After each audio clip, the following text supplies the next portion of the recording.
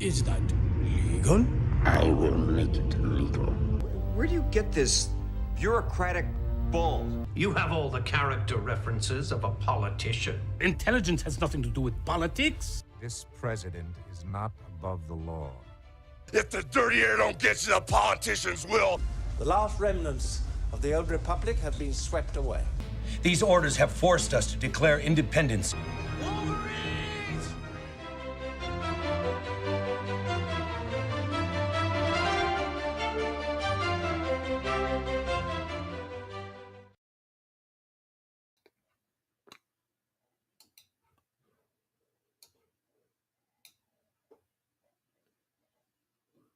Howdy! This is Grounds of Expediency Live, and I am your host, Tim. I am the culture war realist. I'm the rational individualist. I'm the no compromise anti-communist. I'm the hierarchy dominator. I cite history with validity. I've got the hot takes for the bot fakes, and most importantly, I am never a victim. Thanks for being here tonight, guys. We are less than 2 weeks away from the election. Think about that for a minute. Less than 2 weeks away. In one of the most important elections of your life. And you hear that a lot, but it's exactly true. It's exactly true, guys. And we're going to talk about a lot of stuff tonight affecting that election. And one of the things I didn't have on the slate, but I want to talk about is your family and friends. Like, what can you do to sway them? What can you do if they're already swayed to actually make sure they're getting their ass to the polls? That's what we need to talk about as well. So we can have some collaboration, give advice to each other, all that type of stuff. First, let's see who we have with us tonight. Showing up first, Steezo for life. Super member, gifted 10 memberships last week. Freaking awesome. Thanks for being here, Steezo. And by the way, baseball fan in the house, RIP, way too young, Fernando Valenzuela, the legendary Dodgers pitcher. No-hitter in 1990. I remember I was at my grandfather's house when I saw that game. And that was toward the end of his career. And if I remember correctly, he had a pretty close one as well. Either that same season or the next season. So, great way to end the career with a no-hitter, but RIP, baseball legend, Fernando Valenzuela. Justin, the Star Wars Marvel purist, is in the house saying to force choke the like button. Totally agree. And share the link out there, guys, on all platforms. Let's get the word out that Grounds of Expediency is live on Wednesday night. Mike Gassius is here. Can't believe Biden would lock up the guy who fixed the ice cream machine at McDonald's for him. So ungrateful.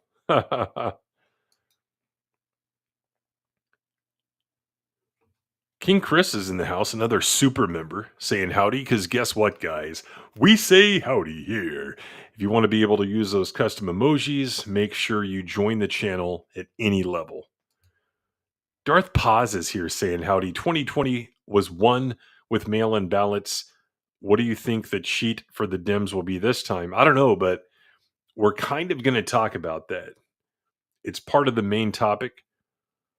The election results in a couple of weeks here, so stay tuned for all this discussion, guys. Jordan Francais is with us, aka Jordan Star Wars. Howdy, y'all. My name is Paula Dean, y'all. I got some good ass recipes, y'all. Smorgan is with us saying howdy. Scourge is in the house saying howdy. We've got, the JIA Cup fakes. Decrepit is in the house using that howdy emoji. Scourge says McDonald Trump makes the best fries, beautiful fries, the greatest fries anyone's ever seen. Is it McTheDonald? McTheDonald's. Maybe that's what it should be called now. 1990s last Reds win. Yeah, sounds about right. Justin says, I saw Fernando a bunch of times at Dodger Stadium. Badass. Let me ask you guys something. Like,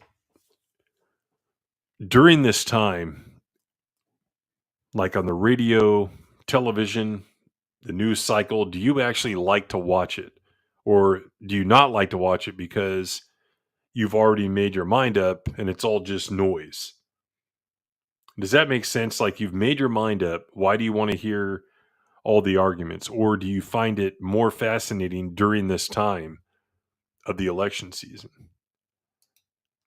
I have found myself listening to a lot more right-wing radio. Used to do it every single day when I was in a position to listen to it every single day. Not really so much anymore. But, in general, I really just don't have the time. But I was on that road trip last week and just listening to some different podcasts and stuff like that. So let me know what you think. Do you guys listen and pay attention more to the news cycle during election season, or do you not, because you're like, I already know what I'm going to do, so why waste my time? I can go watch some sports or something on streaming, like whatever else.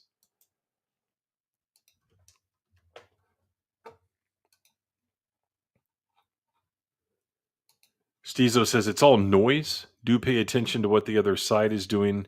More important to do than listening only to your own echo chamber. Well, yeah, and that's the thing. That's less the podcasts and radio and stuff, and more watching the news to see what's happening, what is the other side saying, and stuff like that. Mike says, haven't been able to listen to radio since Rush died. Yeah. Did a book report on him in, golly, like 1992, whatever it was, when that first book came out. Like him or not, that guy knew how to do radio. He was a genius at it.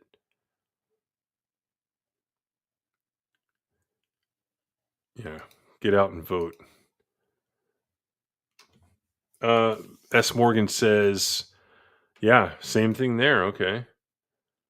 Scourge, I like staying informed. And, you can do that by looking at some of the news websites. Hell, even X, go to the credible accounts and see what's going on. But to actually sit there or drive, whatever, and listen to 2-3 hour podcast or radio show, totally different thing. Or sit there at your house, you got your dinner or whatever.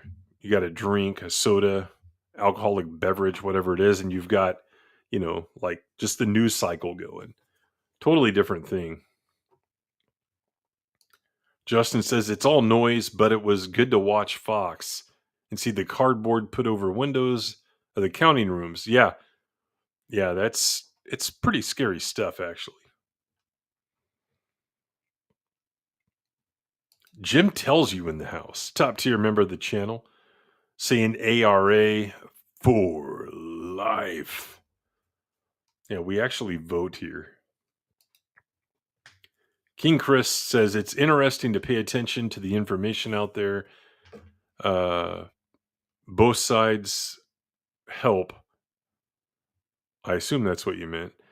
You can form an educated opinion. Yeah. Well, or listen. There you go. Both. Listen to people who know what they're talking about too.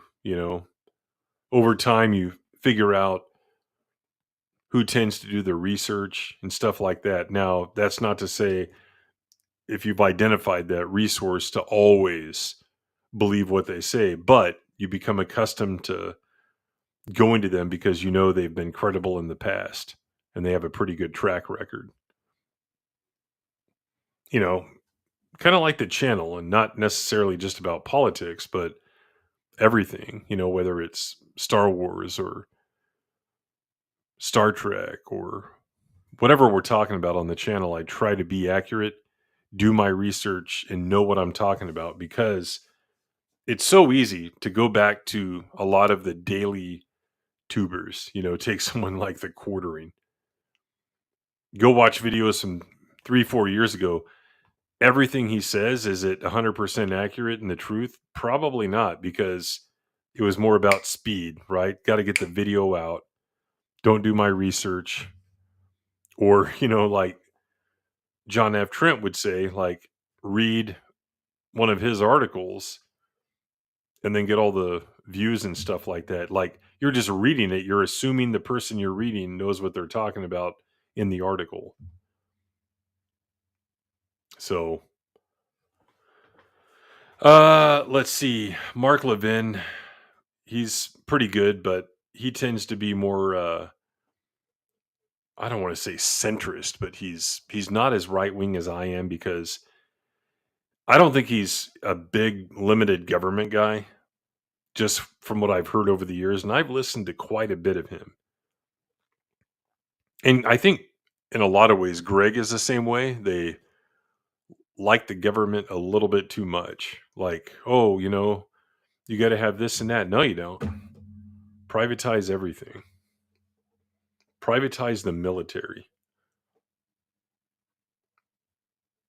Scourge X is the fact. Well, I mean, you got to be careful what you're looking at. But I can tell you, during the summer of love and beyond in 2020, I was on there, and it's almost like you get the real news. Like, hey, what's going on in Portland, right? What's going on in Portland? Well, you see videos like a couple miles outside of Portland in a suburb, and you get people guarding the entrances to their subdivision, like with firearms. And then you get the thugs from Portland driving by like, oh shit, we better not go in there. You would never see that on the news in the mainstream media, but you're seeing it live right away on X. But again, you got to be careful what you're intaking, because there could be stuff from 5 years ago that people are trying to pass off as being current.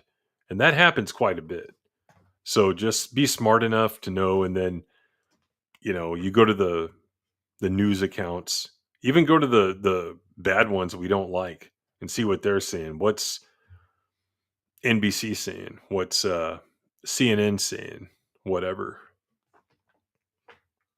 King Chris says, important to know what the other side is saying. Definitely. Yeah. And we're going to find out tonight for sure. Bongino is okay. I've never heard him other than when he's popped onto, like one of the Fox News shows or whatever, is like a 5-minute segment. Blue White Scorpio's in the house. Super scary. I don't think the majority of people realize the infiltration of our government. That's something else that's going to come up. Like, you guys are like saying stuff, and it's going to come up. So just stick around and trust me, you'll know what I'm talking about when we get to it. Thanks for being here, Blue Eyed Scorpio. Yeah, protect us from the solar flares. It's a major issue that will come up in the 2028 election. A new party should be created around the solar flares. S. Morgan says it's pretty wild that Theo Von has the best interviews of the election cycle. Don't know what that is. Send it to me or something, and we'll check it out for next week. Listen to the same amount of politics, no matter if it's election season or not. Yeah, I used to be that way for sure. It used to kind of be like a sport. You know what I mean? Mike says the Quartering is melting down over all this Palestine supporters and his audience badgering him. He put fuel on the fire. Yeah, that guy, man. Just you look up in the dictionary the word grifter and you see a picture of him every single time. Whoa, that's weird. Speak his name and he shall appear. I don't know if you heard what I said earlier, but the quartering came up when we're talking about sources, and you know, kudos to you for having the balls to call him out for doing nothing but reading your articles and other people's articles over the years, and a lot of times not really providing any more commentary other than something really stupid at the end of the video. And honestly, I've probably seen 2 or 3 of his videos in my entire life. One of them being the one on Marsha Lucas in the Howard Kazanjian book that I made a video on, and then John here put that in one of his articles, and then Quartering picked it up and talked about it. But I don't watch his stuff, but the stuff I have seen, yeah, pretty low IQ stuff. King Chris says X is great. Got to be careful. Yeah, totally. Scourge says getting the feel for what is credible on X is not pretty easy. Yeah. Oh man. What's funny is we were watching the convention, a couple of however long ago that was, early last month. And for whatever reason, the camera kept picking her up in the crowd and stuff. And my wife would be like, "Who is that?" With all those facelifts she's had and stuff.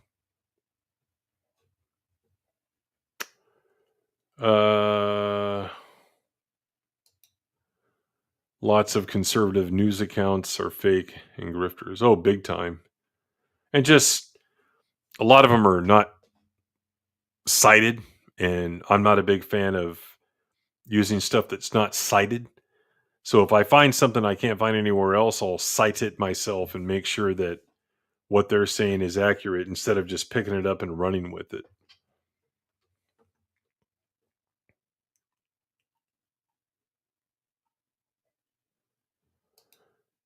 Gabriel Knight's in the house, super member.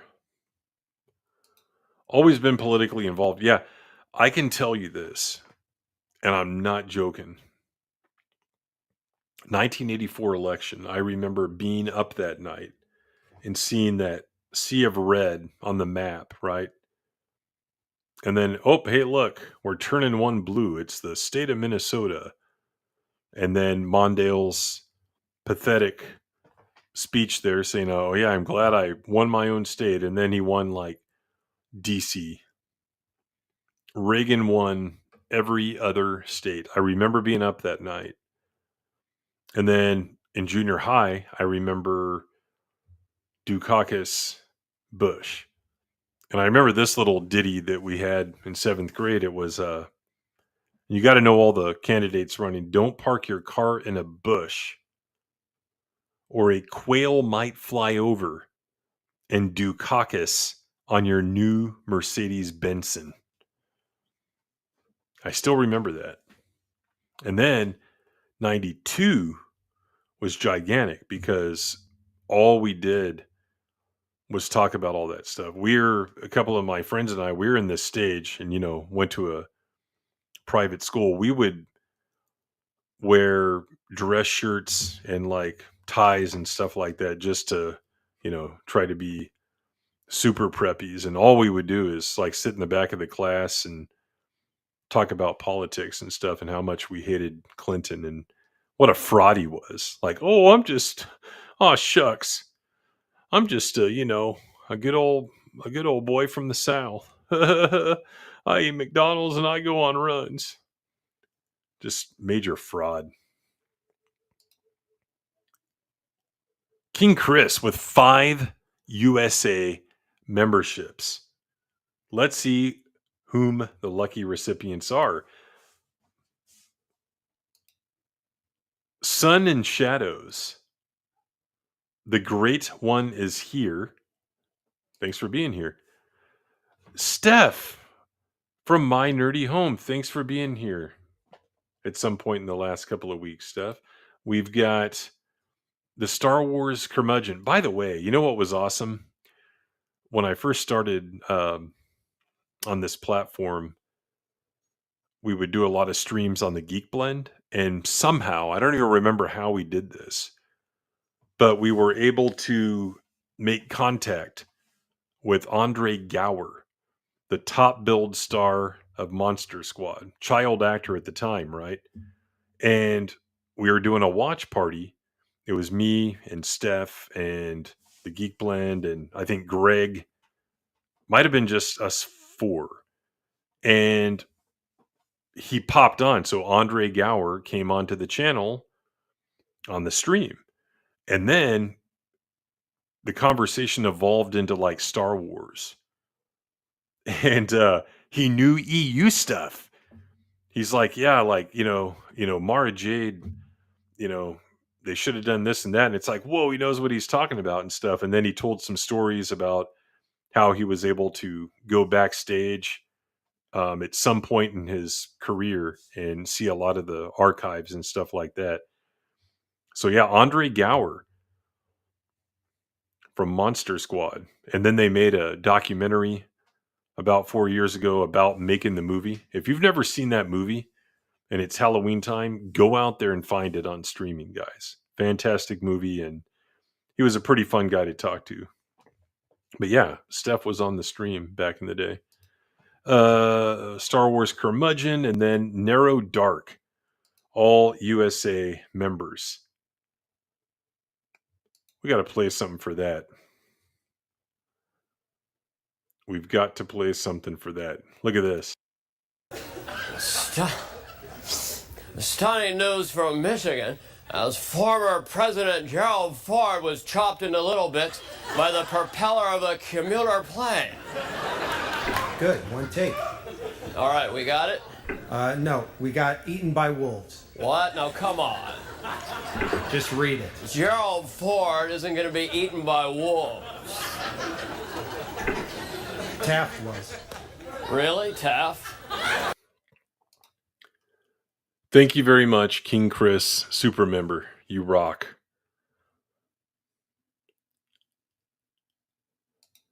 Yeah, I'm glad they failed at that. Stezo says, remember when they were trying to say Dukakis was going to bring the Democrats back and he was second coming? Oh, yeah. That guy was a joke. Major joke. Gabriel Knight for $4.99. I can't decide who is the worst presidential candidate of the modern era. Harris or Mondale. Harris is probably now, but I think Kerry trumped Mondale regardless of the election results. That guy was just an idiot. And I think at that point, America was so polarized, they were just voting on party lines more than actually knowing what the hell they were voting for, because Kerry was horrible back in 2004. Just bad candidate. Just an idiot. Out of touch idiot. Thanks for the $4.99 though, super member Gabriel. What?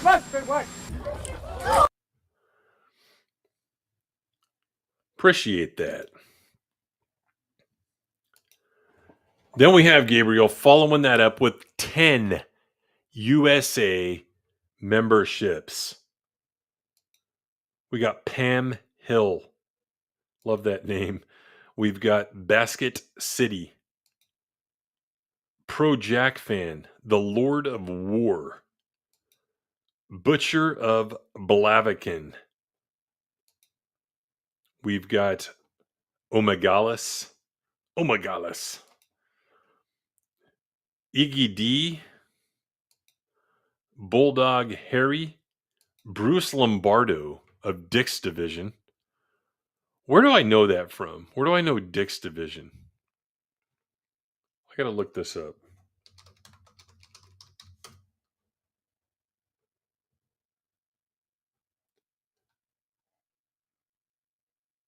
Someone tell me what that is. I think they create stuff. I don't know if it's like comics or whatever. Big Raj. Haven't seen you in a while. Hope you're doing well.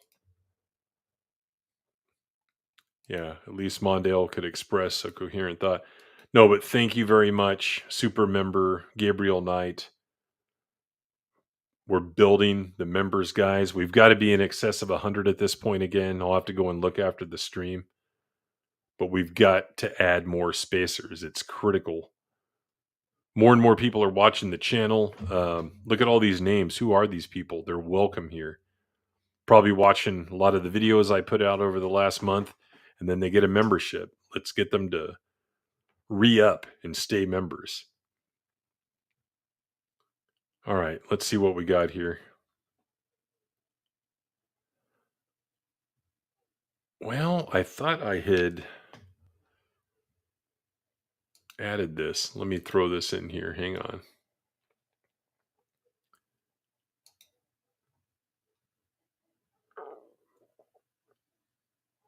Well, I think it's in this folder.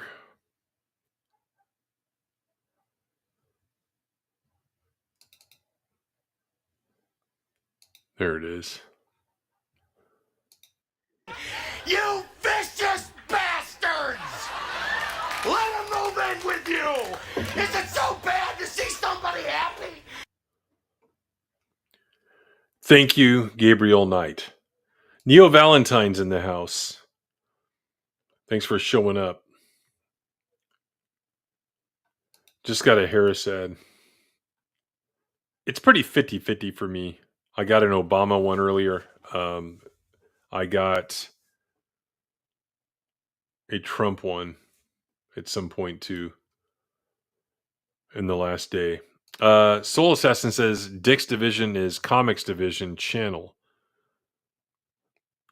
So who is Bruce Lombardo then? Is he like one of his producers or something? Maybe. Oh, and by the way, look who's in the house.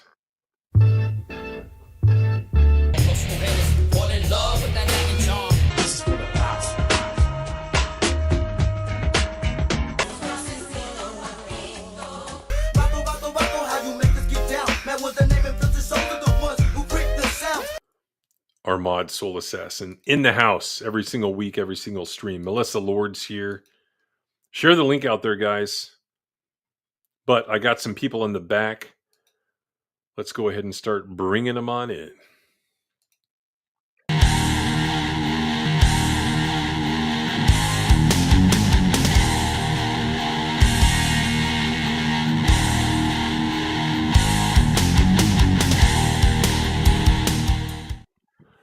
From Sydney, Australia, weighing in at 188 pounds, here is Liquid Blake.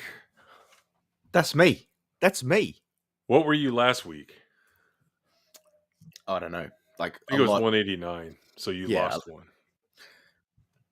I was, but I'm losing a lot. I was like 260 or something last week, 2 weeks ago. Gotcha. So I'm this is like day 30 of the carnivore diet. I'll post my John Malin updates. Yeah. Flat Earth updates. By the way, what was the temperature there today? Oh, you put me on the spot here. Because you're, easing into spring, right? You're about a month and a half into spring. Let's call it. 21 degrees Celsius today. It's a warm one. All right, 21C. I want to see what that is in Fahrenheit.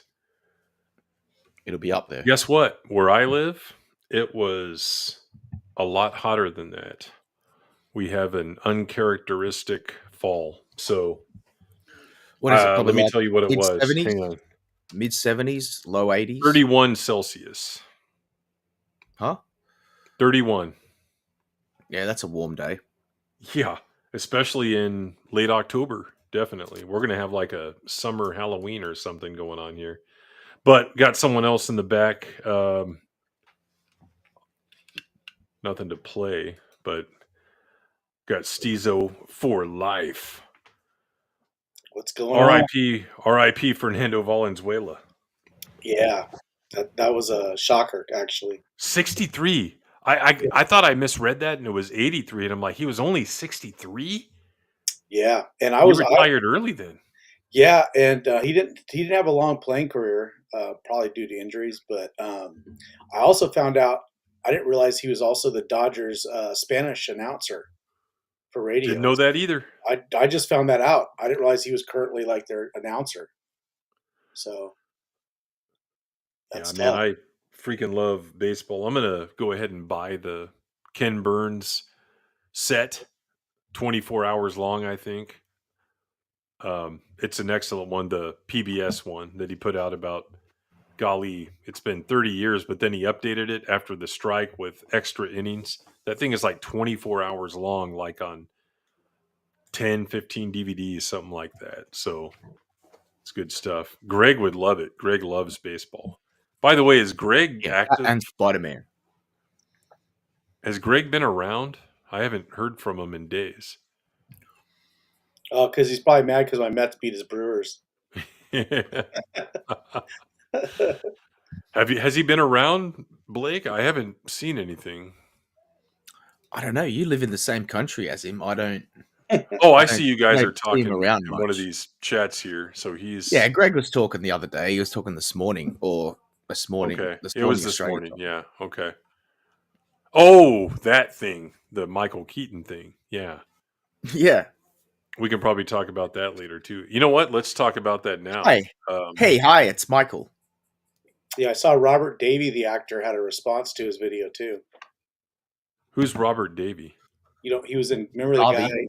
He was from Goonies, and he's Yeah. been in a few other movies. He's a bit out there. He's probably like the longest serving right? like in Hollywood, but sort of doesn't play along with Hollywood. He's been that way for a long time. Robert Darby. Who did he play movie. in the Goonies? He was one of the Fratellis. He was the older Fratelli brother. Okay. Yeah. Does he kind of look like a goon? Yeah, he was in what was it, Millennium? No, Profiler. With Ali Sheedy or Ali Walker. Ali Walker. Got it. Golly, Yeah, I gotta figure had a out lot of random sort of guest roles. He was a character actor for a long time.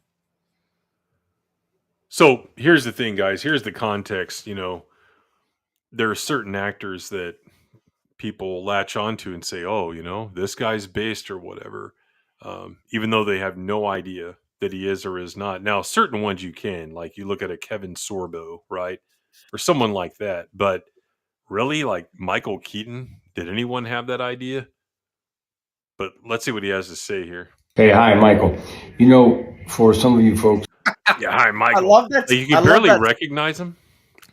He looks like old and frail. Out of the makeup, he doesn't look as commanding as he did as Batman. Yeah, and it's just like Michael, he could be anyone, you know. Hey, it's Michael. It's just I love it when they try and be casual and like, yeah, I'm just a knockabout guy. It's just me, Michael. Yeah. I've got a flannel shirt on that doesn't fit me and like a plain hat. It looks like one of the hats that the rebels wore on Yavin Base. Yeah, well, like, that's what that hat looks like. He looks like brand new. He looks like a stereotypical vegetarian. A vegan. He didn't have all his makeup on either. Right. All right, here we go. who, guys mostly, I guess, who are thinking about attending a rally with Musk and Trump, they don't really respect you. They laugh at you behind your back. They think you're stupid. They don't want to hang out with you.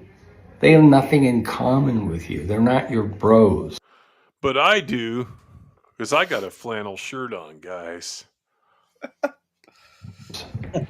And I'm telling you, when Trump... What? It's just such a stupid idea. Like, no way, like, of course, to the people who are voting that way, it's going to give him a bit of a bump, but it doesn't make him look good in any way. Like, you can do political ads and stuff and who you're going to support, but this just makes him look like a dweeb. Yeah, it does. Years ago, I guess, said, I could shoot somebody on Fifth Avenue and they'd still vote for me. Basically what he's saying in parentheses is, these people are so stupid, they're so dumb, they'd still vote for me. They have no respect for you, trust me. Well, Get no respect. Hasn't something like that happened on the Democrat side? You know, it's not shoot someone on Fifth Avenue. It's like, hey, let's send the drones in and just indiscriminately kill, and I'll still win office, right? That's happened. What's the damn difference? I mean, Yeah, I mean, you go through any sort of presidential reign or whatever you call it, there's going to be some blood spilt. yeah. All right, we got someone else in back here. Let's see what thoughts he has. I didn't get a chance to read his The high priest of message hate. on this. Yes. We don't serve their kind here.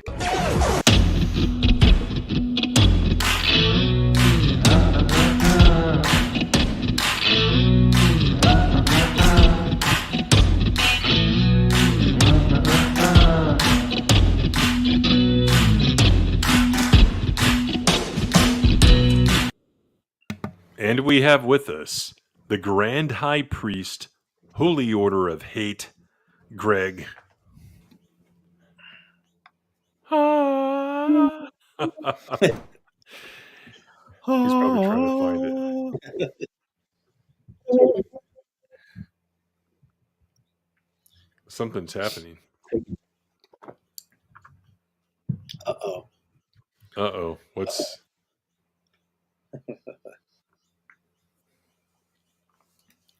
What's happening here? It brought me in muted, son of a bitch. I didn't bring you in muted. Oh, this program did. Well, that's weird. Weird.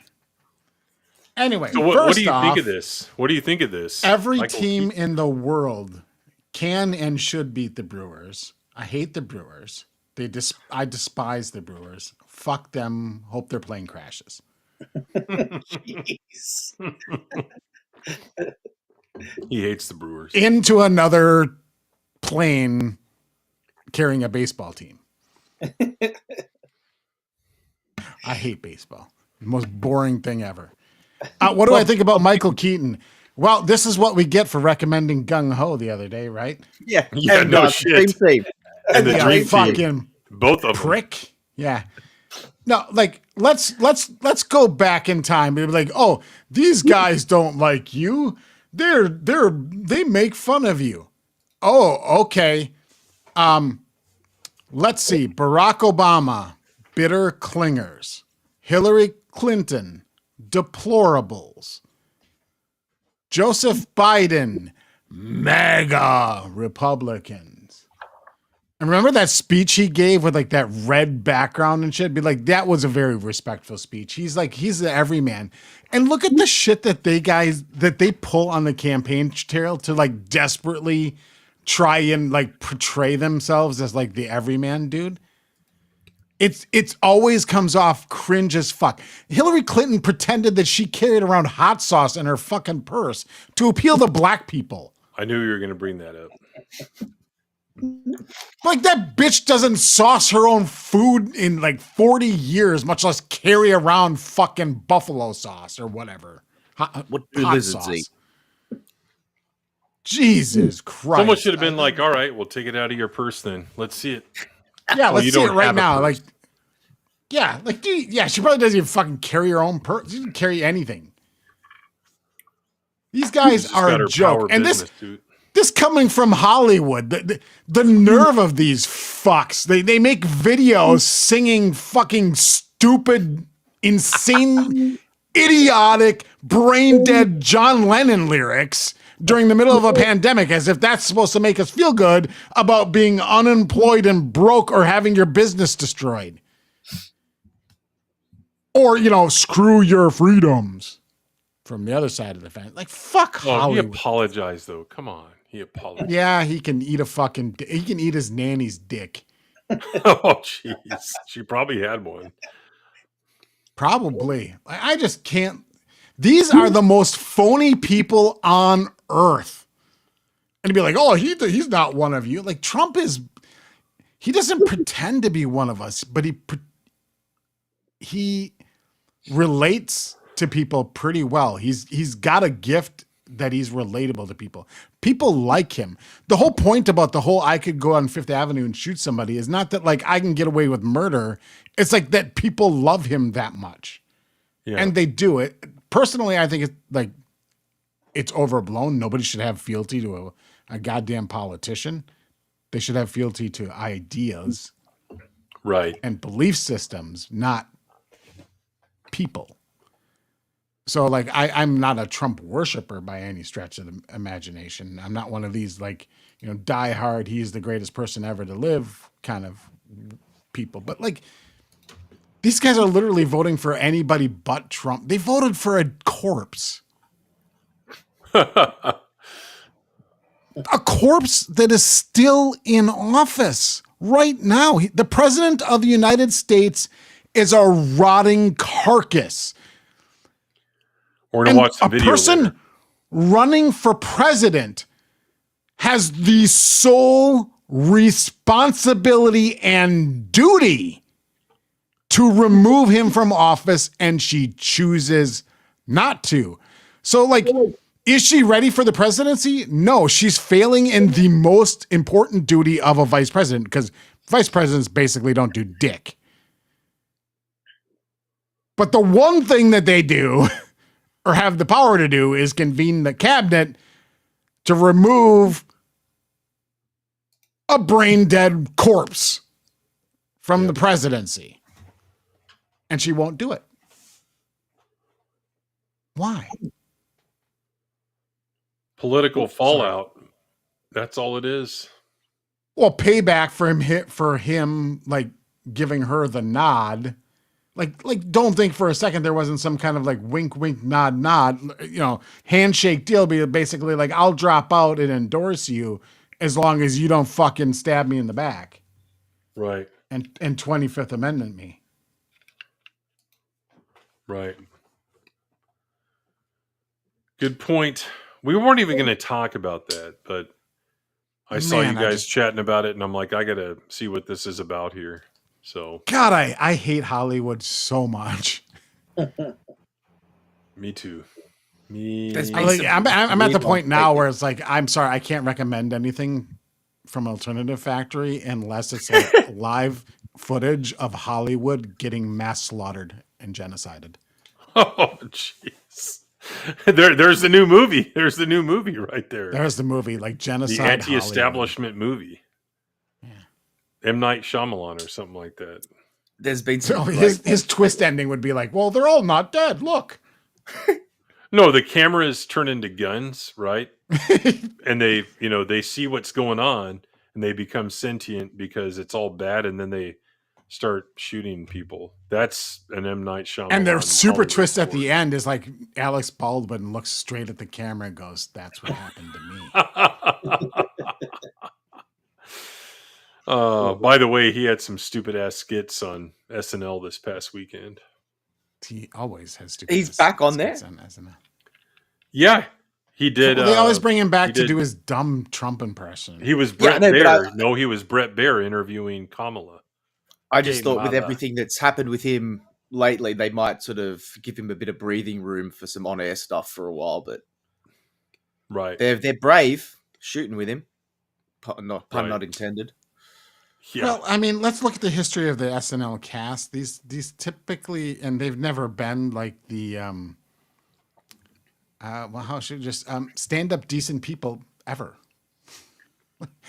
Like they're almost all kind of druggy trash. So like, what do you do? Like the only thing you can do Dennis to Miller like probably get, true. Probably the only thing you can do right now to get kicked off an SNL is say you're a Trump pro-Trump. Mm-hmm. Yeah, there's been some fucking weird, like wrestlers and stuff. There was of course the Trump on Undertaker and everything, but there's been some crazy back and forth about that. Like the Batista one to begin with. I think we talked about it last week. That was cringe in itself. What's on my video? Yeah. Yeah, I don't know if you did you see the Mick Foley one? It was like, oh man, he's a couple of hours ago. He's horrible. I remember one time they were in Alabama in '04, and this is after he'd pretty much retired from in-ring, and he's in the ring, cutting a promo, and he says, "Oh yeah, and I got Kerry stickers on my car," and the crowd's like, "Woo!" It's like they totally turned on him. It's like during election season. Like, okay, dumbass. Let's go ahead and watch this Biden thing, though, and this is what they do. This party is the authoritarian party, the Democrats, right? They always use subtle language and threats under the guise of, oh, I was saying something else. Because look at what spawned them, right? Like revolutions and stuff in the turn of the century. The revolution, which was really nothing more than authoritarian takeovers. And then the king is dead, the czar is dead, long live the new czar, called something else. And political weaponization, and just not winning in the arena of ideas. All they do is like force stuff down your throat, right? And then in this country, they want to use what they call democracy. They want to use the popular vote. They want to use mob rule to institute some of this stuff, because what they're instituting, they're able to sell a bunch of dumbasses dolts on, hey, this is good for you, and you're going to get something for free. Well, who the hell do you think a lot of these low IQ, low information voters are going to vote for when they do that? But there's a lot of threatening and really subtle talk here. So this is Biden. It's barely coherent, but it was clear what he was saying here. Let's throw this on the screen. This is courtesy of the B. Are there subtitles? For us, for us foreigners here in the crowd. There might be, Blake. All right. This is a guy who also wants to replace. Can you hear that? Yeah. Yeah. All right. Every civil servant, every single one. So number one, it's like, what's the Spider-Man meme? Like, I was already going to vote for him. You don't have to sell me on it. I mean, yeah, let's replace every civil servant. Let's really drain the swamp this time, all the way down to the lowest level bureaucrat. The last tadpole. Thinks he has a right under the Supreme Court ruling on immunity to be able, if need be, if it was the case, to actually physically eliminate, shoot, kill someone who he believes to be a threat to him. I mean, so I know this sounds bizarre. What the hell is he talking about? It just looked like he wandered in off the street and they've pulled a random crowd together for him. Yeah, look at the chick in the background. She's like, please hurry up and make your point. It sounds like I Go ahead. said this 5 years ago. You'd lock me up. We got to lock him up. So there you go. This old fart, he's losing his mind, but at the same time, this is when the mask slips, right? That's what they want to do with anyone that is a threat to them politically. They want to lock them up. And he meant exactly what he said. But I think this clip shows his quote unquote clarification. I don't think Politically lock him up, he said. Well, isn't that the same thing? Like, how do you politically lock someone up? What does that mean? That's like saying, like, oh, I'm going to kill you in Minecraft. Politically. Yeah. Like, I'm taking it back. Like, this is, God, what a pause. Look at his face there. Look at his eyes. It's like Mr. Burns. When they thought Mr. Burns was an alien and he's wandering through the forest on like all high on drugs and glowing in the dark. Look at him. He's just like, there is some hair out in that audience that I have to sniff right now. That's what he's actually thinking about. But like, you don't need him to say it. Like his Department of Justice's actions speak very clearly. They're literally like charging him all over the place wherever they can for a bunch of bullshit. And the whole thing with the immunity thing wouldn't have been an issue except for the fact that his Department of Justice is going after him. And then Trump is going like, you can't, I have presidential immunity for the actions that I took as president. And this gaslighting that they do, this is just like they said, like, well, he's going to be a dictator from day one. He was like, the full context was he was speaking of issuing a bunch of executive orders to undo Biden's executive orders. That was the whole dictator from day one. But they're still running on that. Like, he wants to be a dictator because he made a joke about being a dictator, because that's kind of like the ridiculousness is that through executive power and executive orders, it is kind of not very democratic, and it hasn't been for a while. And it just gets worse with each president, more and more executive action without the approval of Congress. But they'll do that and be like, oh, he wants to be a dictator from day one. Or like the very fine people thing, right? They're still going back to that from fucking Charlottesville 6 years ago. Mm-hmm. And it's like, that is so thoroughly debunked, because he clearly, like, the very next sentence is he says like, and I'm not talking about, and then it lists like neo-Nazis or I don't remember the exact quote, but he explicitly excludes those people, and they just are like, nope. So now here is like, well, he's he's shooting somebody on Fifth Avenue, and like, oh, he's gonna lock them up, and like, well, what is your DOJ doing, sir? You bring up DOJ, and I talk about this a lot. I have this document saved on my phone. In 08, 09, after Obama was in office, I remember Eric Holder had this sent out to all law enforcement agencies in the United States, like, hey, be on the lookout for right-wing extremists and all this stuff. When you send something out like that that's non-specific, not, hey, there's a certain gang, there's like, hey, it's this biker gang, or it's this MS-13 or whatever it is. When you give this non-specific thing, that right there is tyranny. You're basically telling these law enforcement agencies, go harass people that have like a sticker on their car that says like, come and take it, or, don't tread on me, they're extremists. You probably need to pull them over. So I had this bumper sticker made, never put it on my car, but it was black and white, and it said, pull me over. I'm a right-wing extremist. Never put it on my car, though. I need to find that. It's somewhere in a box in the attic. But that's what they always do. And here's what this is, guys. I want you to correct me if I'm wrong. He was in the briefings. Half of his mind's gone. So after the failure... Half? I think you're giving him way too much credit. Well, after the failure of the...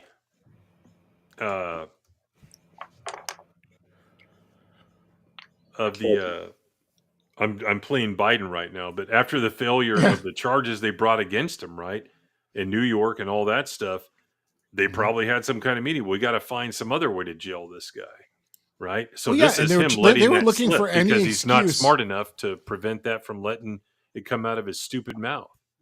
Well, yeah, they were looking for any excuse to remove him from the ballot. You had that Colorado case where they tried to use he was guilty of inciting an insurrectionist, and an insurrectionist are like, they tried any way they could to get him off the ballot. Meanwhile, the pro-democracy people, right? The ones that just love democracy so much, that abandoned democracy in Afghanistan and turned it back over to the Taliban. Right. Which alone should have been his downfall. Those democracy-loving people, but endless money for Ukraine, though. Yep. endless money for democracy in Ukraine, but like Afghanistan, well, fuck you, brown people.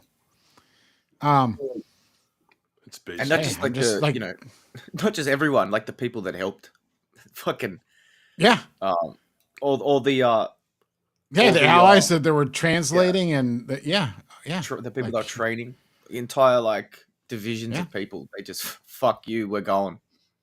Yeah, I wonder, how many Planned Parenthoods are open in Afghanistan these days? I mean, are they right? I mean, do they respect a woman's right to choose? I mean, of course not. The women don't even get to choose who they have sex with at age 11. In that country, but these democracy loving people who just love democracy so much, like the person running for president didn't go through a primary. She was appointed. And again, we have a history of this party with their primaries and their presidential selections. Remember 2016 or the run up to 2016, the 2015 primaries, right? There was this old codger called Bernie Sanders, who everybody was just super excited about and rallying behind, but along came the superdelegates, the appointed establishment and currently elected Democrats in the party who had even more power to appoint delegates in the primary race for the presidency. And Bernie Sanders' entire campaign got tanked. 2024 or 2023, I should say. Nobody wanted to they made sure nobody got into the primaries to primary Joe Biden. It was nope, you can't, you'll weaken him. Everybody needs to stay clear. And if you don't, you're a traitor, right? Mr. Kennedy? Yeah. Right? Robert Kennedy had to leave the party and basically go independent. Mm-hmm. Just to clear the way so this man had no challenger in the primaries. Boy, if ever there was a sitting president that should have been primaried, this was the guy. But no. Suddenly then, it's starting to look bad for his campaign, and they're just like, no, Joe, you need to leave, and we're going to appoint the person who we're going to run top of the ticket. Yeah. And in places like Michigan with that cunt Gretchen Whitmer, we're like, Whitmer, Kennedy, you can't take your name off the ballot as you requested because you're not running anymore. You can't do that. But boy, they sure could switch Joe Biden's name for Kamala Harris, despite the fact that she didn't win any election in Michigan. Right. They could change that ballot real easy. Interesting. They love democracy, though. These are the people that don't want you to have any control of your life. You need to surrender all the control of your life to their self-appointed, self-declared experts in whatever field of study, whether it be immunizations and things like COVID or the economy or climate change. No. Believe the science. Believe the expert. You don't get to choose. The experts will choose for you because you're too stupid. Mr. Keaton, the party that thinks the public is too stupid to govern itself isn't the Republican Party at all. It's the Democrat Party. Yeah. They're the ones that constantly want to ram experts down your throat. These are the experts, by the way, that said that inflation was just transitory. Remember that?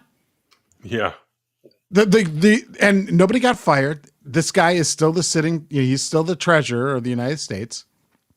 This guy was saying over and over and over again, and the former Fed chair, they were saying over and over and over again, no, this is just transitory. This is temporary, right? Went for 3 years, and it's still double the rate it's supposed to be. Like the Fed's job is to keep inflation at around 2%. And they were patting themselves on the back when they got down to like 3 point some percent. Experts. These same experts said, no. Afghanistan's going to hold. Their government won't fall. The Taliban aren't going to take over. Nothing to see here. Don't worry about it. And it fell in like 10 hours. These experts are always wrong. And they're the ones that want you. You should have to defer to them and live your life according to whatever they decree at any given moment, because you're too stupid to decide for yourselves. You're too, like, how dare you're the one that's going to eat horse medicine. Yeah. Unless social media cracks down on everybody posting about ivermectin, you're just going to be out there and like you are literally going to be like injecting bleach into your veins because you're too stupid. So we got to get that misinformation out of there. That everything about the whole misinformation thing assumes that the American people, the public in general, are too stupid to govern themselves and look up the truth themselves. So who's the party of democracy and these are the same people and representative government in 2001 said, "Oh, look, Bush was selected, not elected." Remember that? Yep. Selected, not elected. That's patently false. Yep, and look what they've been saying. Like the talking point from the Democrat Party the last several years is the number one threat to democracy is Donald Trump and the MAGA people, right? But yet, this is the same people that want to stack the Supreme Court. They want to go ahead and get rid of the electoral college. They want to go ahead when they lose, yeah. They want to get rid of the First and the Second Amendment, basically, or rewrite them. They basically want to piss and redo the Constitution. They don't care about democracy. They don't care about what our founding fathers set up to begin with. Our founding fathers, like, were geniuses. They set the system up originally to prevent like what they're trying to do now, and they don't like it. Didn't the Biden executive, like, weren't they going to come up with some agency, like some ministry of against disinformation or some weird yeah, remember that chick Orwellian that people bullshit were dunking on X, Twitter at the time? Yeah. They had to backtrack from that like real fast because it was just like, whoa, that was so Orwellian that it was like, do you guys see what you're doing here? Like 1984 much? I mean, jeez. Yeah, Ministry of Truth. Thank you, Mike. Yeah. Was it? It wasn't truth, was it? If it was, like, holy shit, that's right out of the book. It's almost like an April Fool's Day thing. It's been a couple of years ago, but yeah, some dorky librarian-looking chick was the minister or the whatever the cabinet head on that. It's just and you insane. can go back to the experts, like all the way to speaking of the 2000s, like, you know, weapons of mass destruction, right? Yeah. They want complete power. Yeah. And here's the thing. And Greg and I have talked about this for years. It's because they think, all of them think that they're going to be part of the elite that has a piece of the power pie. And that power pie can't grow, right? It's a fixed size of pie.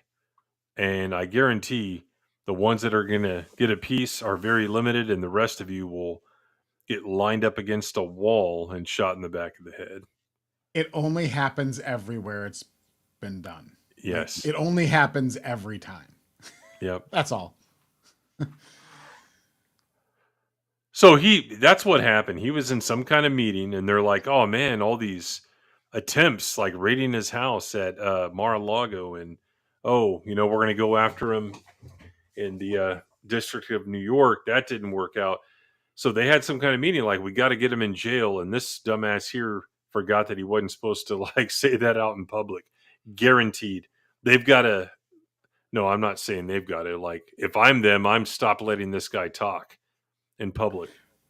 I hope Actually, they keep letting him talk, but I want him to continue talking because like he's absolutely. getting so close to like spilling the beans. Like there's been rumors and murmurs that like he kind of hates Kamala Harris's guts like a lot. And he's racist, don't forget. Yeah, he absolutely is. He's I think it's extraordinarily plausible that there's absolutely like of course he would have bad blood. Like she's trying to steal his presidency away from him, and like he doesn't have a whole lot of respect for her like at all. Like he literally like he picked her and he said he picked her. Like this isn't like some weird speculation. Like he said I'm gonna it was like his Branch John, what's her name? The Supreme Court thing is like, it's going to be a black woman. That's the criteria. Like literally, he was like, Kamala's a DEI hire, like, and he said it.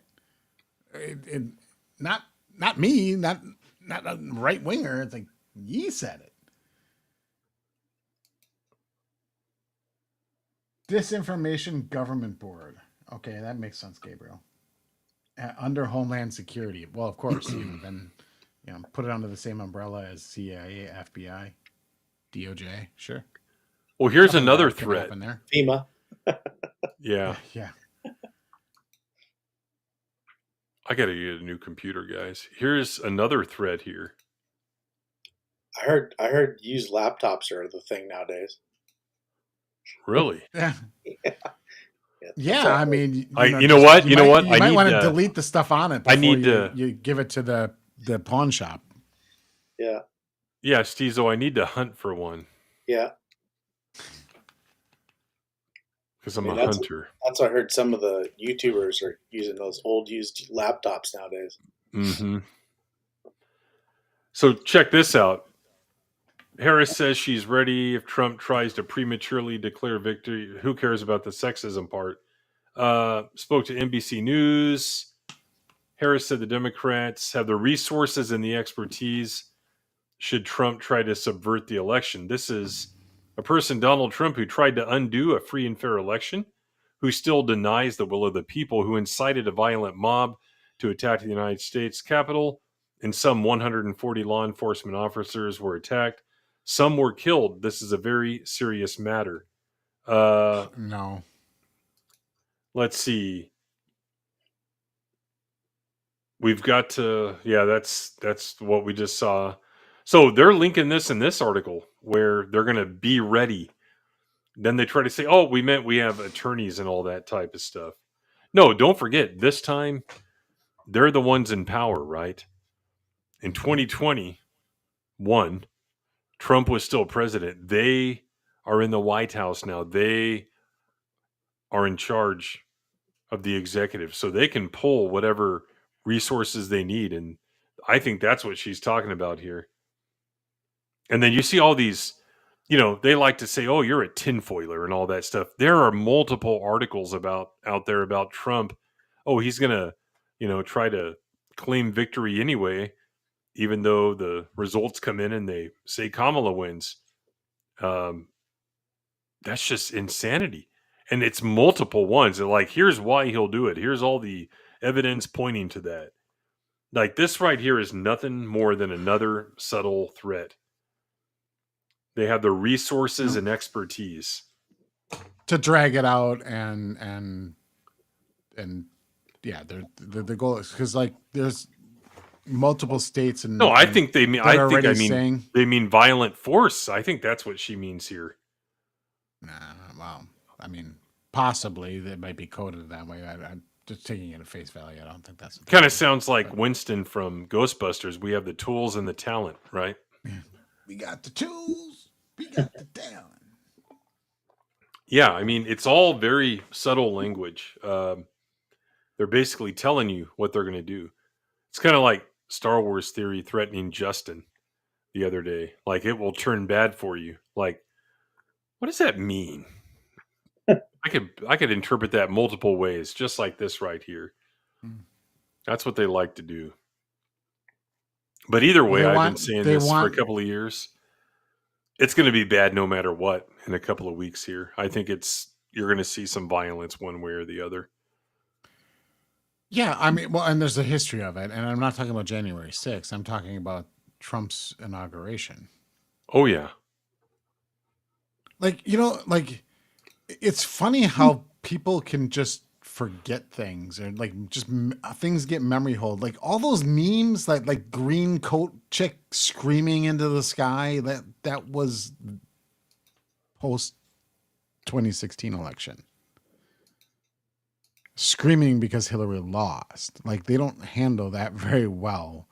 They didn't handle it very well at all. And like before Trump even took office, they were already making claims that the Russians cheated and interfered in the election, and immediately sought to undermine Trump his is now presidency. president of the United States.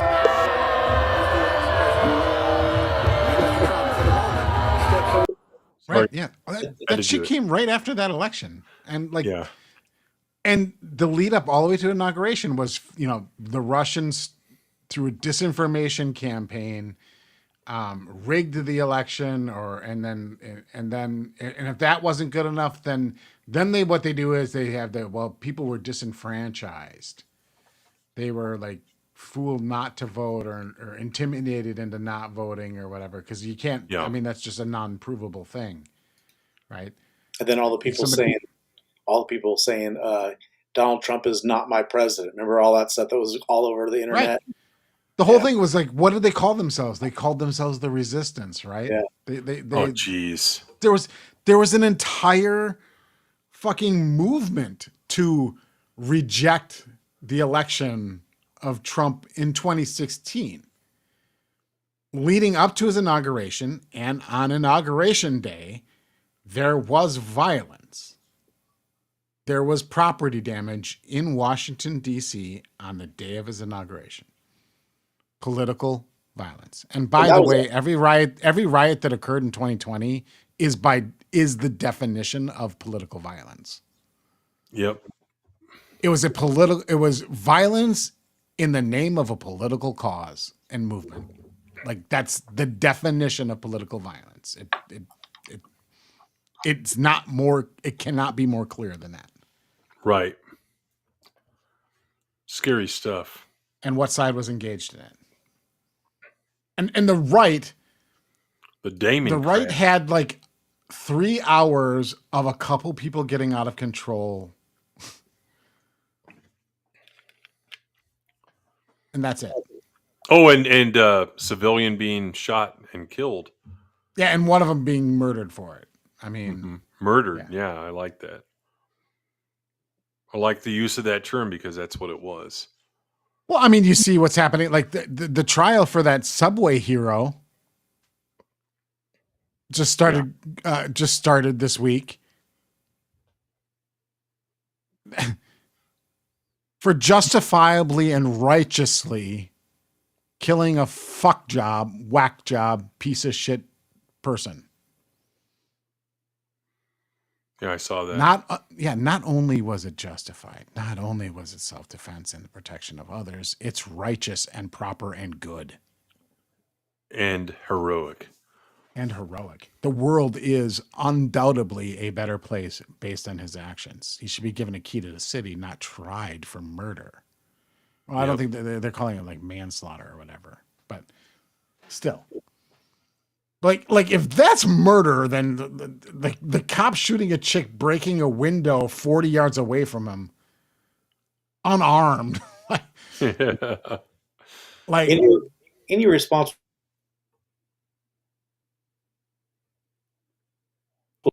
It's you know what I mean? Like there was witnesses, there was he said all kinds of defense people there in defense, and I mean, I just don't understand how these things. Obviously, if that happens in other places in the country, it's done. We don't hear about it anymore. But it was in New York, and it made news, and so I think even the media thinks it's ridiculous. That's why they want to go ahead and post it, But it's gonna stuff like that's gonna keep people from trying to help somebody. You see someone being assaulted, and you have to step in, and you end up, injuring or killing the person assaulting, you're going to go to prison. That makes no sense. No good deed goes unpunished in New York. I mean, Spider-Man's been dealing with this for years. People Yeah. like Greg and J. Jonah Jameson calling him a menace. Like, why would anyone want to do it? Exactly. I don't really call him a menace. I just think he's a crybaby pussy. Like, yeah, he's got some superpowers, and what does he do with it? He cries all day long and mopes like a pathetic dope. What a wuss. Yeah, but the MCU version has a really hot Aunt May, so. Oh yeah. I mean, yeah, Marissa Tomei is very, very attractive. Are you saying Sally Field's not hot, Tim? What? Yes. Are you I'm saying Sally Field's not hot? Yes, I will say it. She's not hot. Gidget was never hot. The Flying Nun didn't do it for you? No, the Flying Nun didn't do it for me either. But Gidget was definitely not. Marissa Tomei, I mean, like, Christ, she was hot in that one fucking, what was that? What was that movie with Joe Pesci and Ralph Macchio? Oh, yeah, My Cousin Vinny. My Cousin Vinny. God, that's a good movie. I like that movie. That's my recommendation for the week. My Cousin Vinny. There you go. The two Utes. Utes. Yeah, you got Herman Munster and all that. So before, it looks like Justin wants to talk about Tulsi, but before we get into that, we got a new segment. I'll explain it after we hit the intro here. Go ahead and Blake loves my intros. Go ahead and grab your drink here.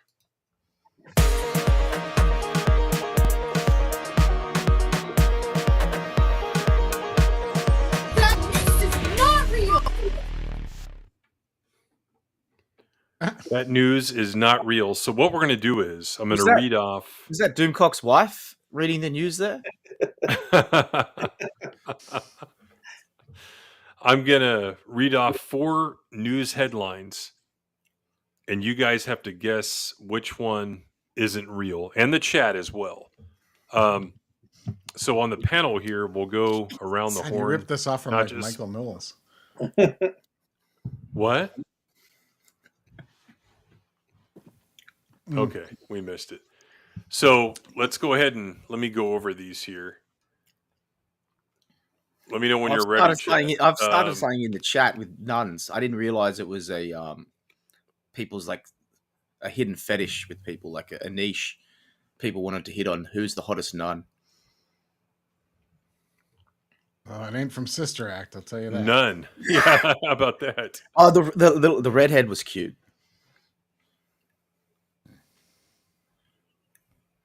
Oh, from Sister Act, yeah. All right. Headline number 1.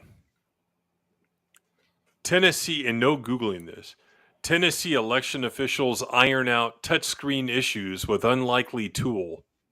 Coffee stirrers. Trump, I need the kind of generals that Hitler had. Police, bloody wrench led to suspect in downtown garage slaying.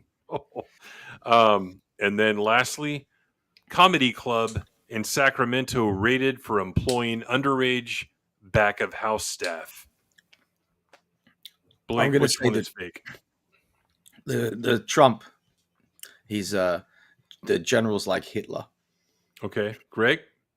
Yeah, can you say that Trump headline one more time? I need the kind of generals that Hitler had. Is it in quotes? It's the headline. I just read the headline to you. Yeah, it's fake. Okay. Stezo? I think that's true. I think I heard something about that he had made that comment. Okay, which one is fake then?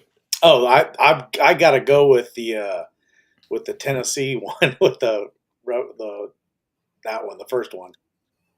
The coffee stirrer. Yeah, the coffee stirrer. Now, they probably jammed coffee stirrers into the USB ports or something on them to block them. That sounds like a Tennessee thing. Okay, 3 is fake. 1 and 2 are real. The Nun and Nacho Libre. You should guess Guest B versus, yeah, that might be a good way to do it going forward. Yeah. Alfred Ponte is in the house. All right. What we'll do is I'll start eliminating the ones that that are real, and then we'll land on the one that isn't. So yeah, the Trump Hitler one is real. In this case, it was the Atlantic, but I saw multiple people reporting on it. Kamala was talking about it all day. So, and it is in quotes, Greg. So we need to look further into that one. That one's real. The coffee stirrer one is real. Tennessee election officials iron out touchscreen issues with unlikely tool coffee stirrers, and that's ABC News. All right, we're down to 2. Got to be the murder weapon then, right? I'll read. Yes. Police bloody wrench led to suspect in downtown garage slaying. It just sounds like really it's cheesy. Like, but it's probably fake. So, yeah, the fake one was comedy club in Sacramento rated for employing underage back of house staff. But it's plausible, you know. Yeah, I thought that was probably the most real one. Yeah, you would know, and so would I. Yeah. Well, Carrie Fisher was working in comedy clubs and Vegas casinos when she was a kid. True, that's true. And if they're illegals, they don't really. Oh, you don't know their age. Yeah, that was the author. Yep, at the Atlantic. Everyone is Hitler-y. Yeah, so we got to look more into that. I know she was talking about it all day, so they're perpetuating that. And honestly, I think the fact that she's doing that is going to backfire. I just wanted the Hitler one to be not true, so we could start a new segment where we go back and look at the most valuable Hitler relics and items from World War II. Well, hold on a minute. I'll be right back. No, I'm kidding. Wow. Well, I wanted to video on it. To fact check it because I want to know if that's true or not. I mean, Tim knows he studies World War II. Hitler did have some good generals until he either offed them or they offed themselves, or the beginning. They were very hey, Steezo, were you a fan of Marge Schott back in the day? Which part? The thing that remember all that? Like, oh yeah, Eric man, Davis. He made all the roads and stuff, and then he just went nuts. Yeah, but do you remember what she said? Do you remember what she called Eric Davis? Yes, $1 million. Yeah, yeah, she was a little bit extreme. Oh yeah. You know, I saw a segment on her. My wife and I were watching I Love the 80s. Someone uploaded all the episodes on YouTube because it's not out there on streaming anywhere. It's from like 02 on VH1. And they had like a good 3 minutes dedicated to her. And I'm like, I had totally forgotten. And they did SNL skits and all that stuff. It was good stuff. If you guys don't know who we're talking about, she was the Red Zoner, Cincinnati Red Zoner. And I think they based partly like the character of Joe from The Office, played by what's her name? Fried green tomatoes lady. Yeah. Kathy Bates. I think they partially based the character on her because she had 2 dogs and all that kind of stuff. And she just kind of like wheeled around and, she always had this hat on that was like too small for her head and shit like that. Just one of those eccentric multimillionaires is what she was. So, yeah, you heard about her. Oh, there it is. Oh, yeah. I love the 80s. I mean, it was good. There's I love the 90s and so on, 70s. They're fun to watch. But you know what? We can look at cover the 40s. I don't know. I'd love it though because I would have loved to have lived in the late 40s or 50s. Like, would have loved German dub wasn't very popular. Let's see. I want to look into this though. What did I say that was? Atlantic? Yeah, I've already read half the other. It's Okay, so what? Tell us the skinny. Like, give us the. so it's a long. There's a long article that starts with this military person that was killed, and then apparently Trump was mad about covering the bill for it because the funeral was $60,000. It's a smear against Trump, and it's all based on what former generals like the ones that Trump fired are saying he said. Just basically like the All hearsay. Oh yeah, completely hearsay. There's no quote of it anywhere. It's just like two sources say, but then another one denies, and it's just like, well, we heard him say he wants the kind of generals that Hitler had, and the sense was, even in the context of it, was he wants loyalty. Even if he said it, so. Even if he said it, the context was loyalty, not like I want the kind of generals that did what Hitler's generals did. It wasn't like right. That. The whole context of the article is that Trump doesn't honor military service and traditions and things like that. He just wants absolute loyalty, and it's like, well, he is the chief executive, so he's your boss. Basically, unless he's telling you to violate the Constitution, you. Banner chief. Yeah.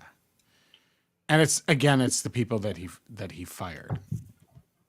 And this is what happens when you fire incompetent people that work in your administration, is they all then start employees the press, and they all start running to the press and running to their congressmen and start making all these outrageous claims to right. To It's spite, and same thing happens with people you work with. They leave the company and go to a competitor, and then for 10 years they drink the Kool-Aid and said all the right stuff, and now they're making all these really passive aggressive posts on LinkedIn and places like that. See it happening all the time. I think I found Blake on LinkedIn. I'm everywhere. Yes. I was talking about how disgruntled I was with the spacing. I was spreading the gospel on LinkedIn. Yeah, starting another civil war. Got moved to the bottom row, and yeah. Oh, that's it. I'm going back on there now. I'm starting a new thread. Yeah, there's so much drama on there, and just virtue signaling and all that stuff. What I do is I will find a couple of based pages, and I'll like or comment and stuff like that, just so it's not overt, but it's like, oh, if someone sees it in my their feed, I'm totally fine with it. But I'm not going to go share something or make a post. It's like, just comment like, oh yeah, I totally agree with this. Some based economic thing, or like Pinochet used to throw communists out of helicopters. Click, I support this. Yeah, and then people can see it. I'm totally fine with that. I'm just clicking like on something. What's the harm, guys? Thinking about that wrestling video I made the other day,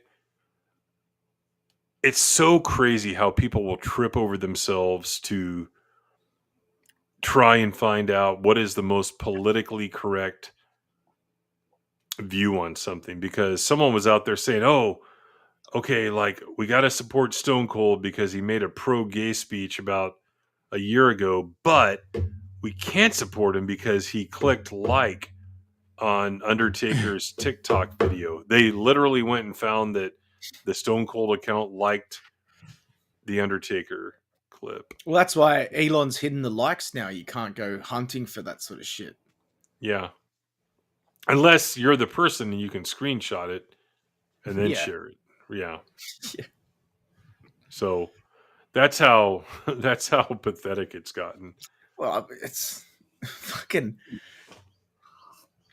You just saw, I mentioned it before, the Mick Foley video he did. It's almost just a direct fucking promo against the Undertaker's interview. Yeah. It's And I think Mick said it himself. I think it's the title of one of his books, like The Real World's Faker Than Wrestling. Yeah. And he proves it. Twitter isn't real life. Yeah. Yeah. Twitter's its own fucking ecosystem. Yeah, it is. So Justin said something about Tulsi Gabbard, and Greg and I have been talking about her for a couple of years now, at least, on grounds of expediency and whatever else. So before we even get into this, let's go around the horn, and I want to get your thoughts, guys. Like, what does this even mean? Like, is she going to do anything different than she was doing before? Whatever else, like Ghosties. Yeah, so this is her. She left the Democratic Party not long after the 2020 election, after Biden won. Right. I first really knew about her just after when she destroyed Kamala in the debates. I thought that was great. But then she went to independent. There was talk about her possibly joining the Libertarian Party, but I knew right out the gate after I read her background and did stuff on her, she's a gun grabber. She's not going to join the Libertarian Party. Right. So she was independent, and then she stayed there. But she's kind of got on Fox News, and it was really her and RFK are both big losses to that Democrat Party. Big name, just like you had people swing over from the Republicans, the AKA rhinos, and all that. But her joining the Republican Party now, to me, I think it's been in the works, but I think there's something set up for a Trump win that she's going to get in his administration. That's the only reason. I don't, to help maybe, but I just don't see her being, I don't know where it's coming from other than that. I think it's just that if he wins, she's going to have a plan. I think it's been a play for a while. You know what I mean? Kind of with RFK too. That's where I'm at with it. But some people will cheer it, but like I said, I know what she's all about. Really, she's a gun grabber. So, and I think she's an opportunist. But we'll see how it plays out. I mean, she did expose a lot of the stuff we've talked about. She's been disenfranchised with the Democrats, like a lot of Democrats have.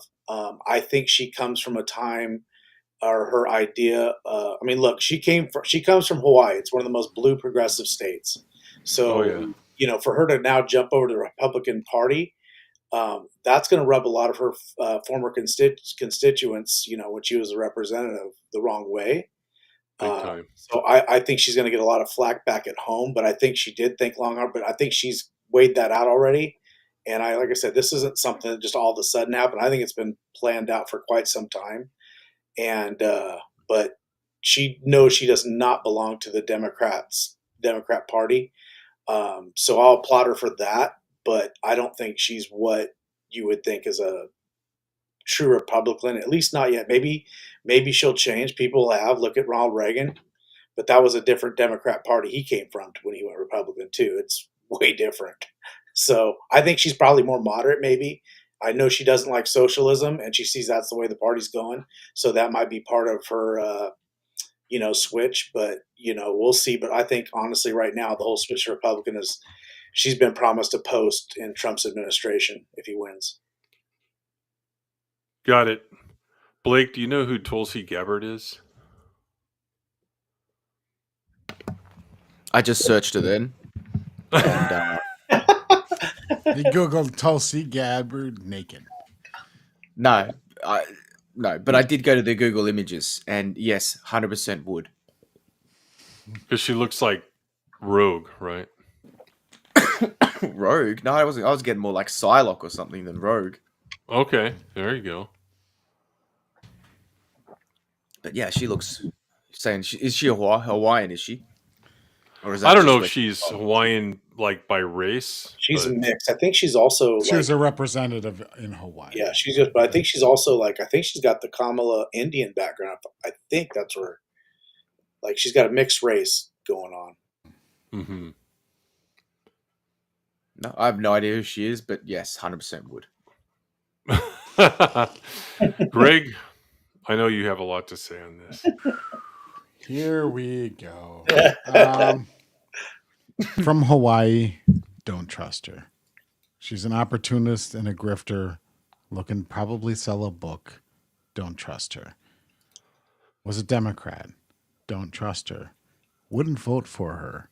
If I were in the Senate, I would vote against her confirmation for any position in government.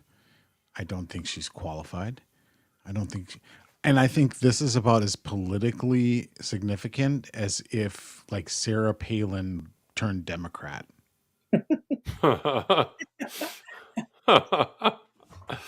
Like Not Lisa Ann, actually Sarah Palin. Yeah. Yes, if actually like Sarah Palin turned Democrat, I mean that's the level of significance and that's the impact that her switch will have on the election based on the position she's already had. She's already persona non grata in the Democrat Party because she spoke up against some of their idols in the party on their platform. So she's already persona non grata. Just like, you know, like Joe Lieberman or what's his name from West Virginia? Joe Manchin. No. What's the Georgia guy? Which Georgia guy? Hold on, let me look this up. Like post 9/11. Post 9/11. Georgia. Well, I think he was a senator. I'm drawing a blank on that one. Is it the guy's name Brian Kemp? Is that guy? That's the current. No. That's the current governor. His name is like right on the tip of my tongue. It's I can't think. Miller. I can picture Miller. I can picture him. I can't think of his name. Yeah, I'm looking on Wikipedia now, but something Miller. Basically, like Zell Miller. Zell, like, okay. He was Blue Dog extraordinaire. Mm-hmm. Yeah. Basically, those kind of politicians are just opportunists. They're like, well, Joe Scarborough was a Republican, right? Okay. Well, here's the thing. Postman, or my daddy was a postman. That goddamn one of the worst piece of shit politicians to ever walk the face of the earth. John Kasich. He was a Republican. Ugh. Yeah, Heartland on Fox News Saturday at 6:00. Human being. Because I'm a loser at home watching Fox News at 6:00 p.m. on Saturday. Well, and he was just like, and he's just like, I don't like happy that she's gonna vote my way, like, but like I'm not gonna elevate her to a position where she's gonna have any sort of leadership or sway in the direction. Well, I got one for you. Dick and Liz Cheney were Republicans. Yeah, there you go. Yeah. Dickhead is anti-Trump. He's going to vote for Kamala Harris. That's like rhinos. Well, right, but like, what do you think of Tulsi Gabbard is going to be? Like, she's not going to vote the party line.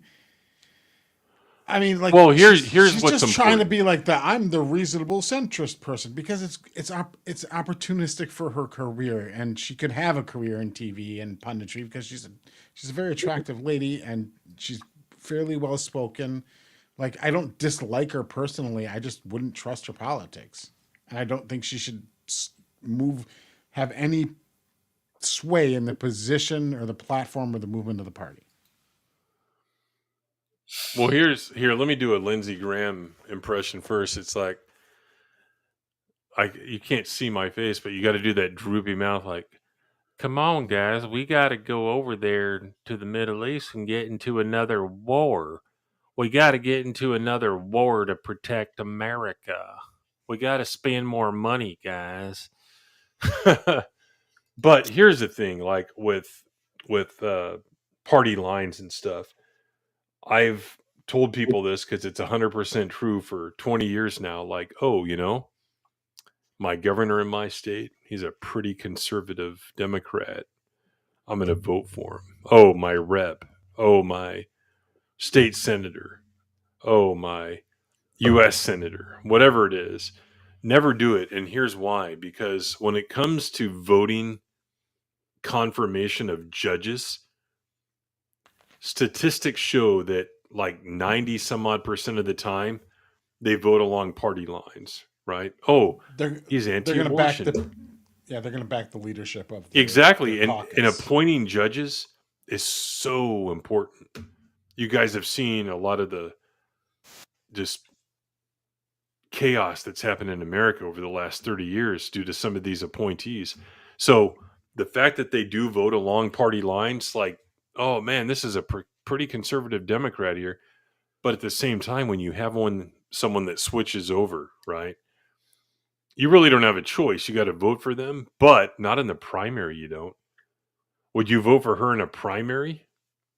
No, well, I mean, she runs in Hawaii. She's not going to win. Well, and not only that, but in a primary, though, it depends who she's running against or someone like her in whatever state you're in, guys in the chat. Absolutely not. You know, I wouldn't because, yeah, great. She's cool. She's topical and all that kind of stuff. Doesn't matter. Like, I need somebody who has like a history of supporting freedom and liberty, and she definitely doesn't, because I think it was you, Steezo, or someone in the chat said gun grabber, right?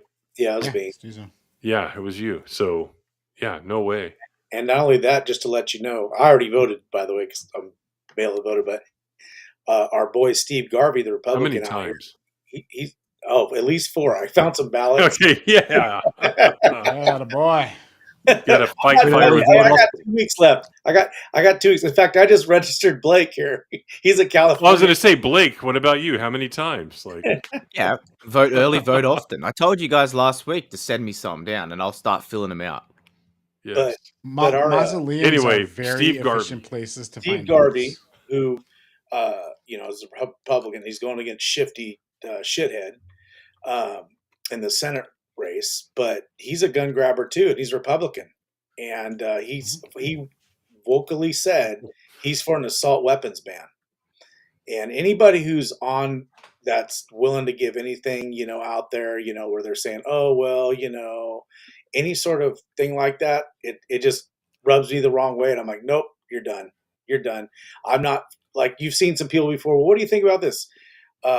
Well, I would support red flag laws. Nope, we're done. Conversation's over. Yeah, I don't want nutbags, but we already have laws on the book. We just need to follow them. That's it. Follow the laws are out there. Don't quit freaking infringing on people, law-abiding citizens. Just follow the laws that have already been put out there, that background checks, that there's a federal form you fill out and all that stuff, and they need to be followed up. And if someone gets a gun because the FBI comes back 2 weeks later after there's a shooting and says, oh, he was on our radar and they didn't do nothing about it after he lied on the federal form, and we knew he was 5150 out of the Air Force, that's on them. So how do you feel about a bump stock ban? Well, first of all, bump stocks are fucking stupid. They'll last about probably about 1,000 rounds, and the spring starts going bad. But that wasn't a ban. That got kicked back because Trump signed that as an executive order, and I wasn't for that either. Okay, but you'd still vote for Trump, even though, like, so my point is, like, you can have, like, you can be very, very, very meticulous in the primaries and be like, no, I'm not going to vote this guy. But, like, if you're going to vote for a guy who's like 90% conservative but bad on guns versus a Democrat who's 100% bad on all of it, like, you vote for the 90 guy. Oh, yeah. And then you primary him next time. Right, exactly.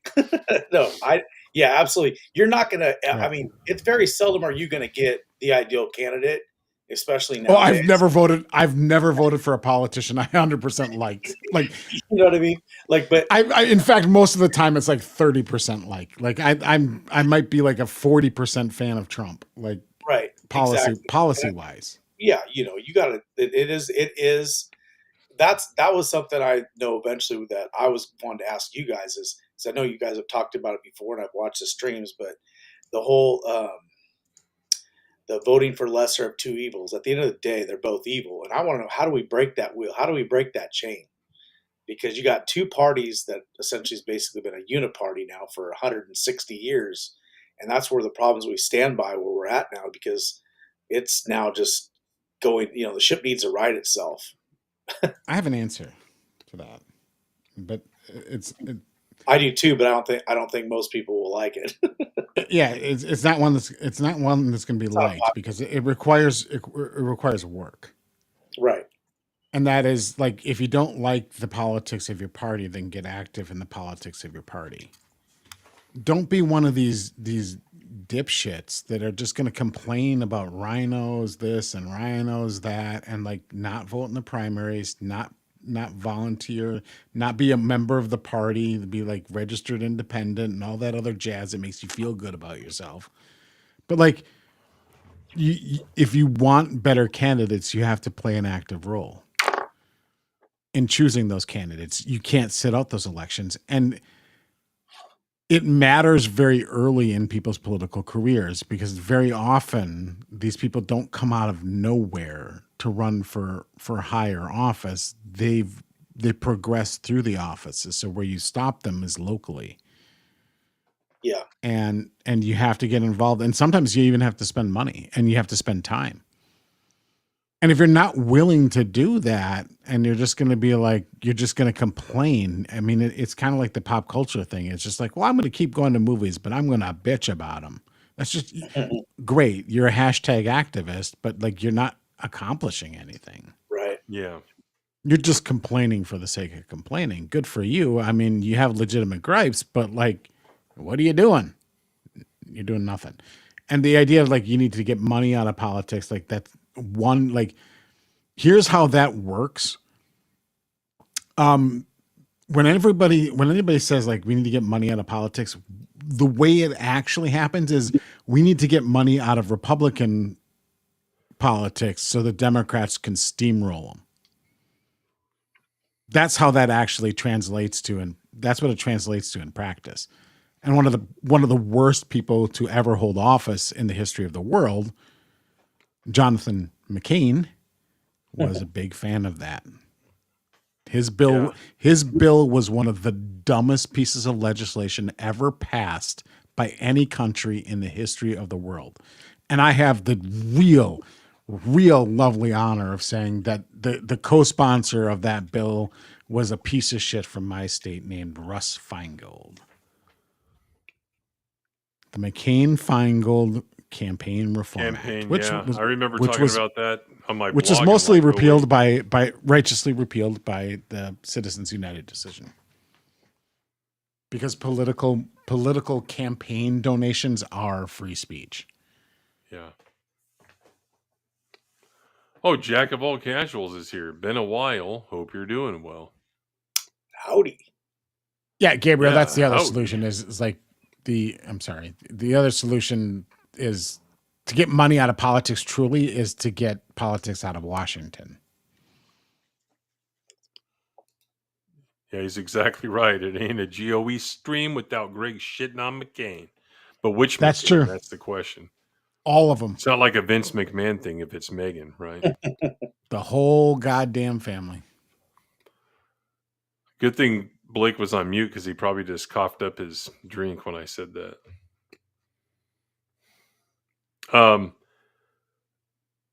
So Tulsi, here's the thing, and it's funny you say, the Uniparty, because I have two articles here from, I guess you could say, opposing political ideologies, and they're almost saying the exact same thing about this.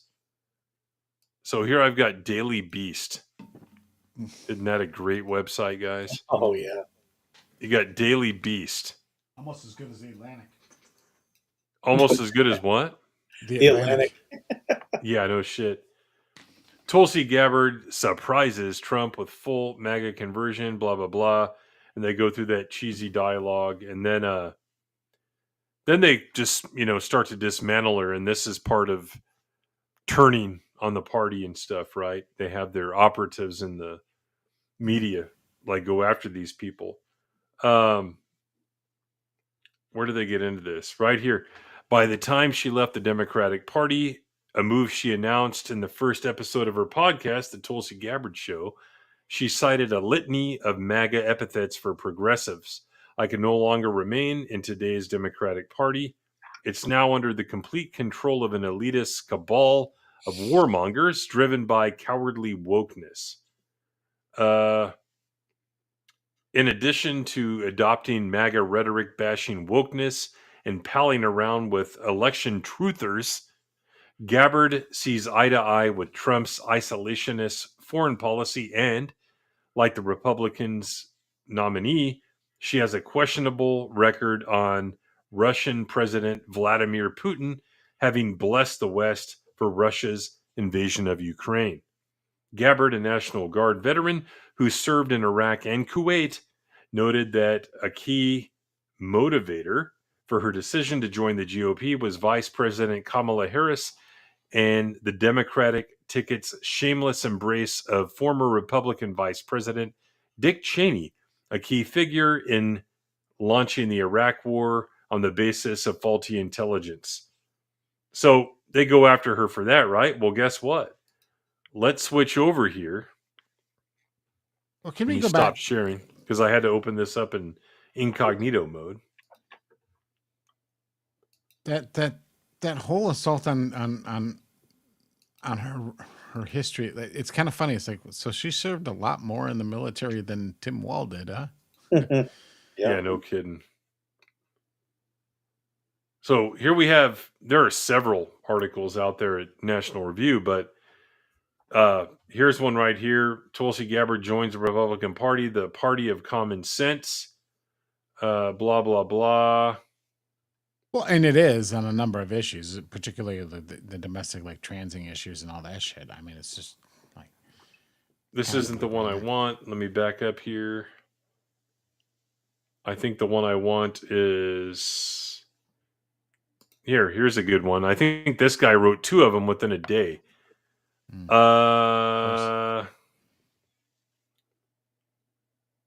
Let's see.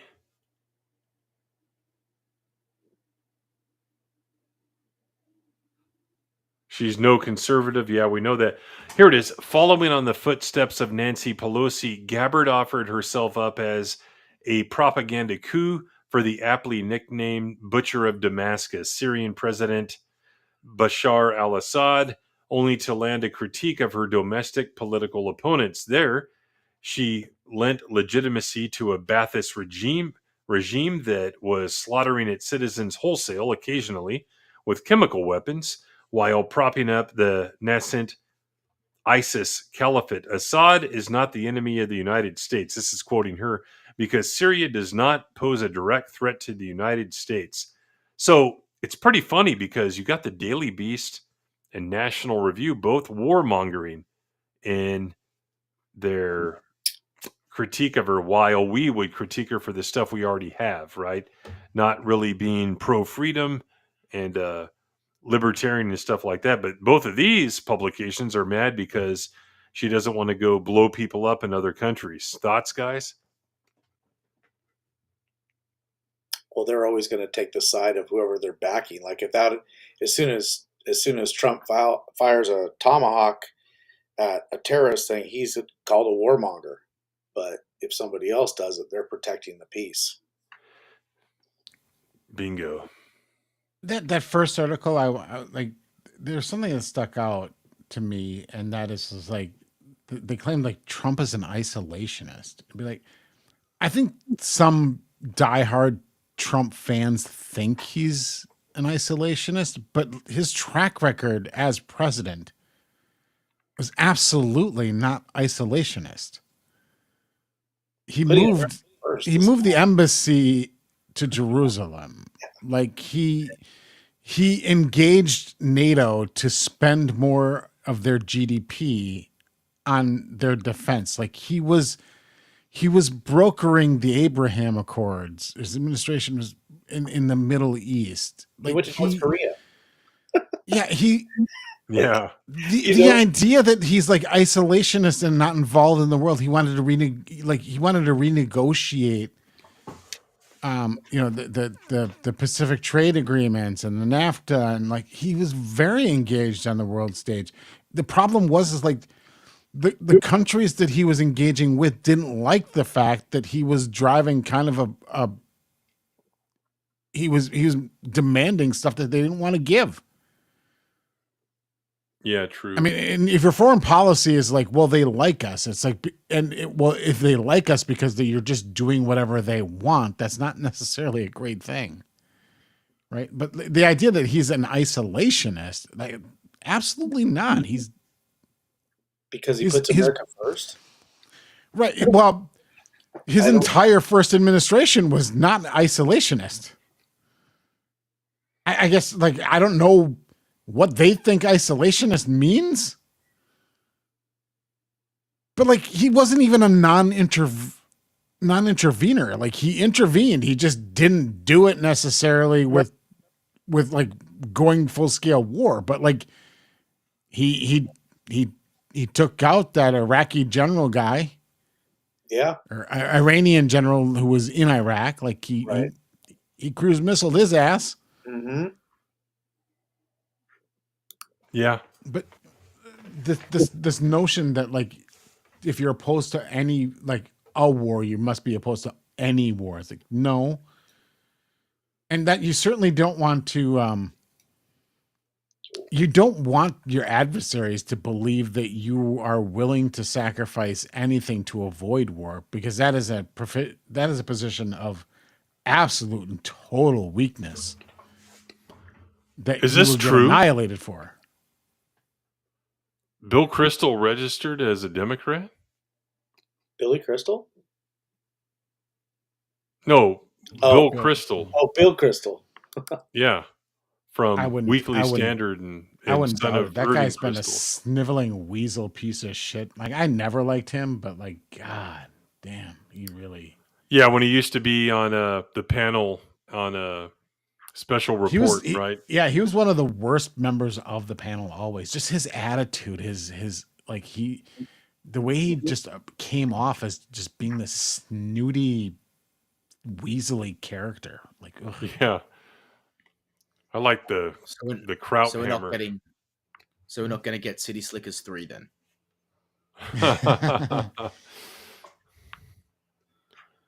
That's probably. He had something really fucked up on X the other day. I wish I'd saved it because I'll never find it if I go look now. But it was bad. I think we lost Diesel.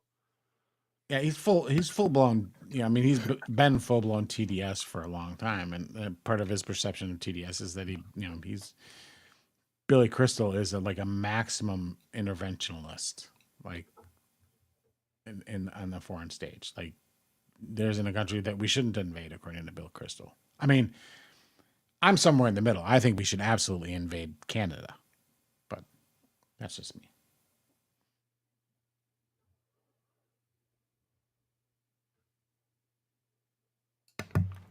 Start with the geese. Oh, well, yeah. I mean, that can be like that's you say start with the gays? No, you're just hearing what you want to hear, Tim. Okay. We're not attacking California. We're attacking Canada. Yeah, true that. But at the end of the day, guys, like, I just found it interesting that, both sides criticizing her, they kind of have the same reason. Like, no, he's isolationist, which to them means he's not a warmonger and somebody that doesn't want to go just start bombing people and creating unnecessary wars. And isolationist can mean we don't trade. It can mean we don't act militarily. What does it really mean? Because he wanted to get trade going, right? He wanted to have talks over potential military conflict and stuff like that. He went to North Korea, right? Only Nixon can go to China. Only Trump can go to North Korea. I guess you could say that. And Reagan did a lot of the same stuff. Like, hey, let's talk to the Ruskies, right? Let's actually talk to them. Yeah, I mean, they had the Stark agreement, right? The strategic arms reduction, but like, split some vodka with them. Solid foreign policy starts with the question, basically, and as terrible as this sounds, it's like, well, what's in it for me? So, like, if you're the representative of the United States, it'd be like getting involved in Syria. What's in it for us? Syria is a strategically insignificant chunk of worthless land. However, like ensuring that the Mediterranean and the Red Sea are navigable is vital to our domestic and to our foreign trade.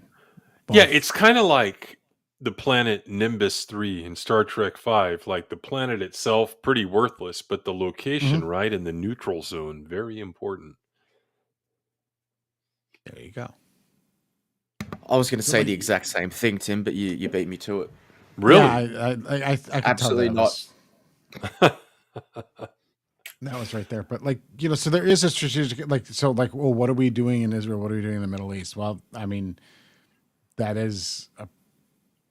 is a justification for being involved and engaged in the Middle East. Not only do they control a substantial amount of the energy sector of the world, they're also it's a major shipping region for global trade.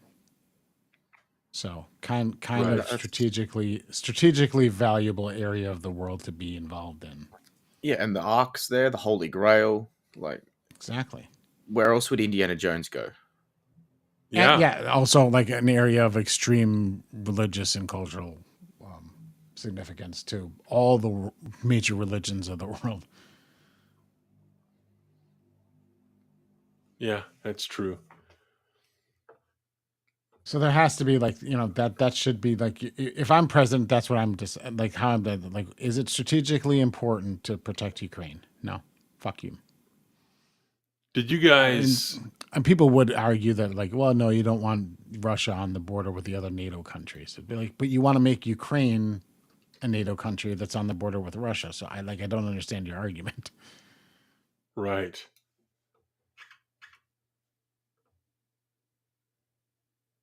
And there are other nations that are NATO that are on the border with Russia. So, yeah. Let's look at some of these pathetic meltdowns on McDonald's. Have you guys seen any of this? Oh, because he worked at McDonald's? Yeah. Yeah, this one right here. McDowell's. I hadn't seen this one yet. Well, yeah, I mean, you can meet Trump at McDonald's or Arsenio Hall at McDonald's. Shit, where did that story go? Yeah. Yelp disables reviews for PA McDonald's location after Trump visit triggers wave of comments and ratings. Are you freaking kidding me? I'm not going to eat your chicken McNuggets anymore because you had Trump there.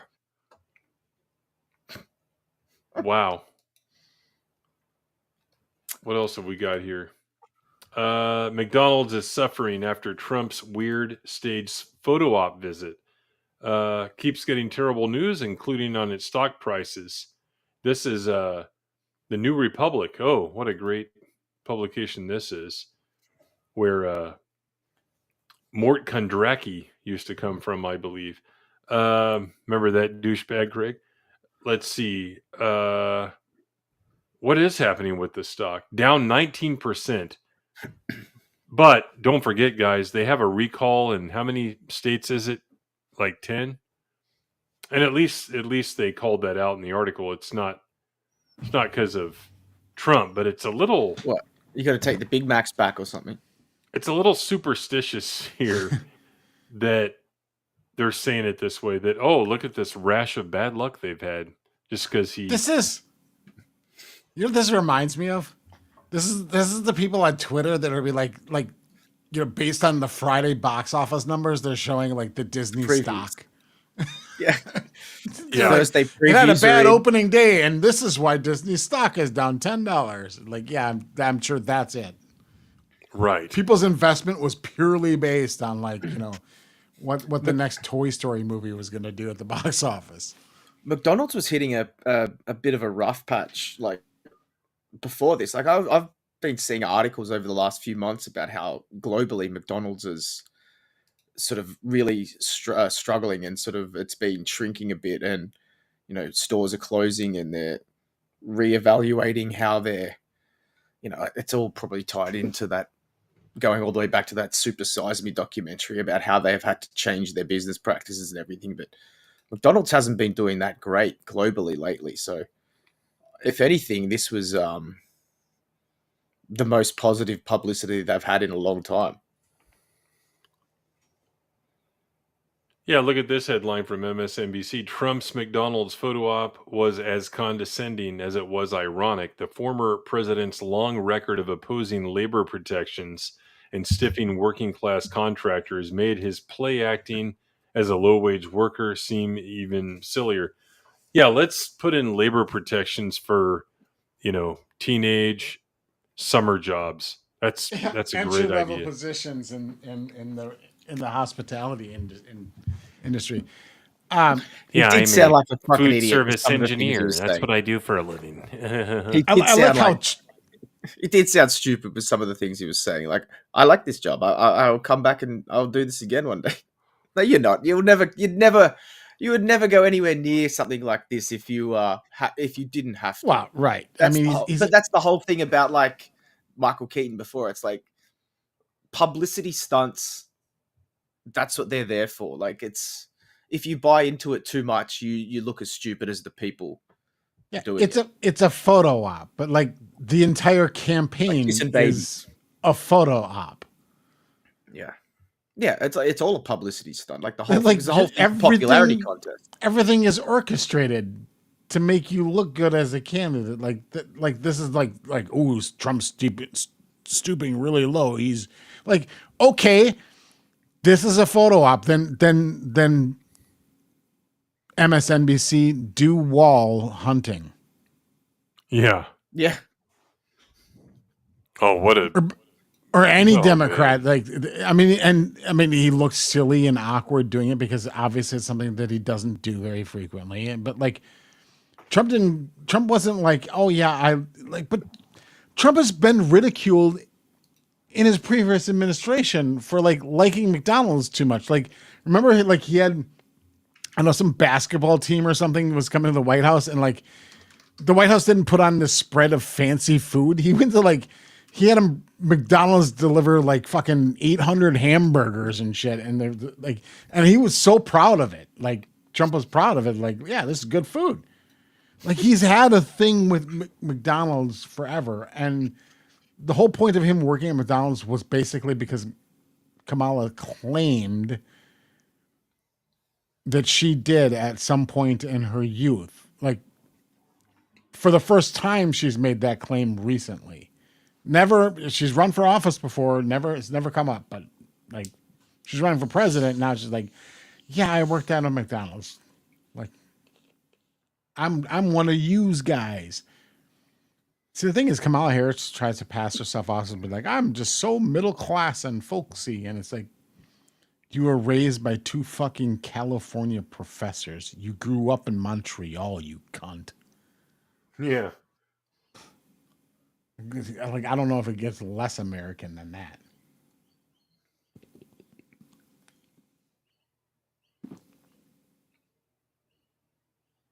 But yeah, what a joke.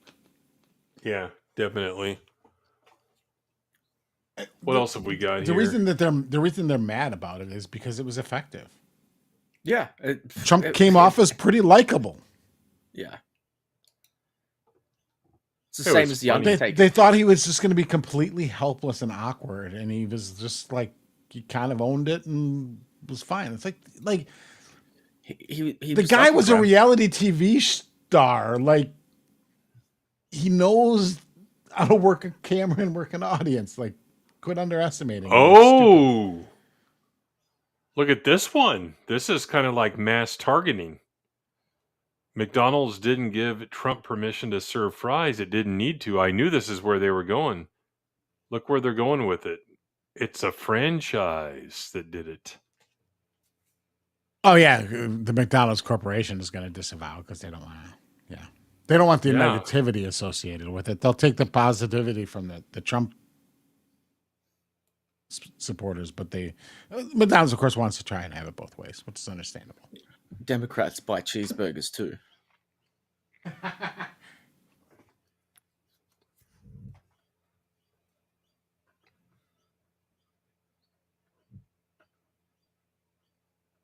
I just love how it's like the whole thing. It's like it's come down to like a fast food war, a wrestling promo angle.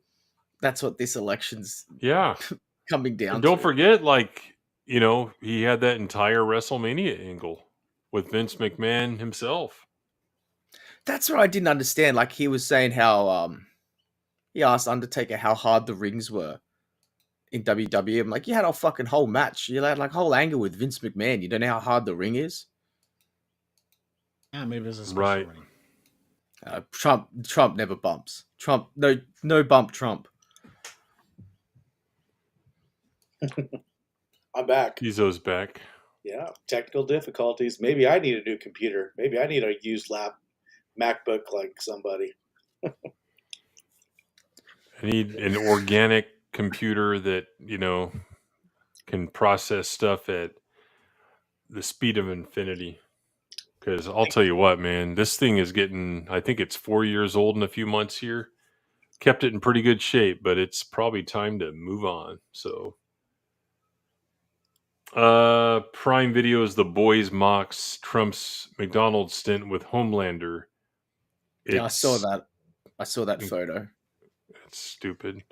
McDonald's, where Trump served fries, hit with flurry of bad reviews. We already saw that. I love how everyone Woman was telling served. me as well from the start how the boys would never go woke. Like the boys is that's the show on Oh TV. yeah. Mm-hmm. We know the guys involved with it. It's like it's fine. This show's bulletproof. Okay. Picard season 3 level, you know, based stuff. So I loved The Boys season 1. Season 2, I noped right the fuck out. Like, because it was just like, holy fuck, did this turn? Like, it was like, it was the Supergirl, like, season 2, like, turnaround. Like, if you watched Supergirl when it first came out, it was like, it was probably around 2016. It was exactly around 2016. As soon as Trump won the election, that show just went nuts. It went weird. Yeah, same shit. But that's why people keep saying, like, you know, Hollywood's turned the corner. Like, all these things are going to change. Yeah. Wait till you see the result, and then see if things are going to change or not. Yeah, they're creatures of habits. Like, we know how they're going to react in Hollywood, right? Yeah, you're going to get all new thumbnail pictures where you can get screaming people yelling up at the clouds and people collapsing onto the ground. You're going to get a whole new batch of photos to use for screenshots and memes. Promising to leave the country and how the country's no good. Yeah. look at this. New York Magazine, Trump sells shirt to commemorate his staged McDonald's shift. It's staged. You know, yeah, there's staged, and then there's, what the hell do you think it is? Of course it's staged. I mean, were they trying to hide the fact that it was? They're mad because somebody couldn't assassinate him. It wasn't open to like the general public, where it was like he didn't show up at a random drive-through and start working with random people in the crowd, including everyday nut jobs. Like, it was a closed location and event. Yeah, he's a presidential candidate who's been shot once. Yeah, does the Hamburglar pack, like, let me know? Like, of course that's not open to some random person who's just like out there with the family. Like, of course it was staged. They're all staged. Like, everything's staged. They should have had like the Secret Service standing outside the windows dressed as Grimace. Like just Grimace standing there with like holding an AR. Well, that one lady that would be an awesome shirt right there. That one lady at the Secret Service agent at the rally who couldn't hold her gun or holster her gun. She kept trying to put it away, and then in the end, she just gives up. She's just like, I'll put the gun on the ground and just step away from it. Oh, you know, all this political talk, Tim, we didn't get a chance to ask Blake. Did you go see the King the other day? The King? Wasn't he in Australia? King Charles? Oh, yeah, he was. Yeah, I heard about that. He had some bad shit happen to him here, but there's this lunatic. I heard he was I'll getting see if I can pull it up. He got spat on or spat at by one of our politicians. Actually, like spat at him. Yeah, they were. I like him already. You are not. I can't believe the divide in America. That was a woman. I'm like, look at other countries. Like shit. No, it was a woman that did it. She's indigenous. It was a hawk twa then. Wasn't that kind of spit, right? Here we go.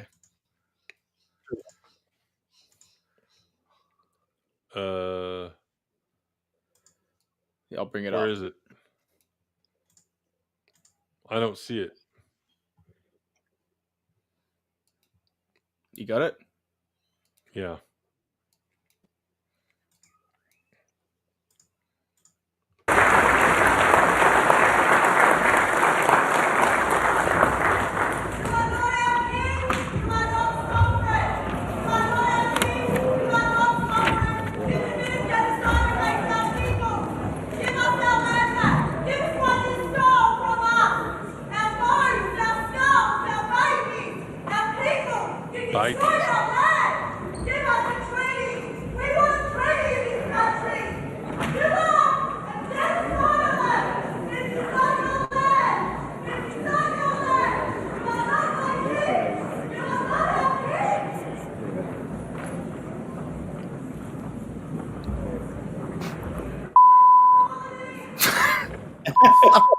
That's pretty brutal, man. It's still going.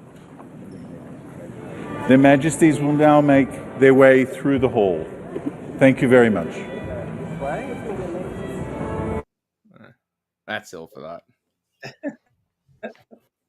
But yeah, he's been getting heckled and shit. I mean, she does a lot of weird shit. Like she's a real fucking lunatic. She's been arrested before. Is she native? Yeah, she's indigenous. She's pretty She white. yeah, well, it's guess you're I think born it's just there. a title more than anything these days. Yeah. But yeah, it's a lot of, like January. You've got guys that got January 6th. We've got January 26th, where it's Australia Day, and people like changing the date because it's Invasion Day and all this stuff. So yeah, there's a lot of the indigenous politicians, like they don't seem to get the fact that they are actually politicians and they're serving their community, not themselves. Yeah. But that's I hadn't seen that in full, but yeah, she's Lydia Thorpe's. She's a whack job, but King Charles, he's a weirdo anyway. That whole family's weird. Oh, big time, dude. Oh yeah, the royals. I hate nobility. Yeah, the other day. I should be the king of Australia. Yeah, there you go. You got the beard for it. You could be put on like a plate or something, and you'd a plate. Like you're trying to eat me or something. You're gonna eat me. Is this like that doesn't sound good? Yeah, is this like some revenge? Like you're thinking a preemptive strike because the king of Australia is going to attack the United States, so you've got to eat me first. The other day, my wife said, I'm the queen and our daughter is the princess. And I'm like, I will have you executed for using noble titles because it's expressly forbidden in the United States. So, sorry. Is there a hotline for that you can call? Yeah, it's my my email address. I'll take care of it. Yeah, I don't think it's. So check this. Have you guys heard about this? For nobility, but okay. What'd you say? I don't think the Constitution outlines the death penalty for. No, but I do. It's just on. This is Tim's driveway. It's all jurisdiction of the rest of the country ends at Tim's driveway. Mm-hmm. Yeah, pull up. Star Wars theory, pull up. There's a new software about Tim's open airlock policies, driveway justice. Yeah. We need a stinger for that, Tim. You better work on that this weekend. The one that I played earlier, I made in about 20 minutes. So excellent.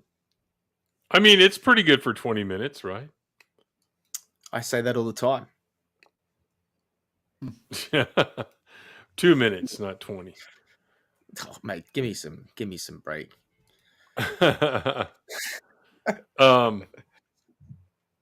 Have you guys heard about this? DC pizza chain under fire over racist dessert Oh named yeah, after former Marion mayor. Barry. You know where this is going, Yeah, guys, right? I read about this. This is funny. The widow's all pissed off. Where in the hell is the story at? What the hell?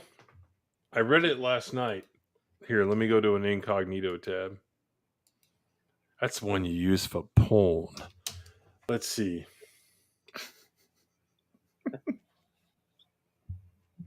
It's what you use to watch pornos. It says I don't know what that is. the wife of a controversial former DC mayor, say his name, isn't happy about a dessert named after her late husband.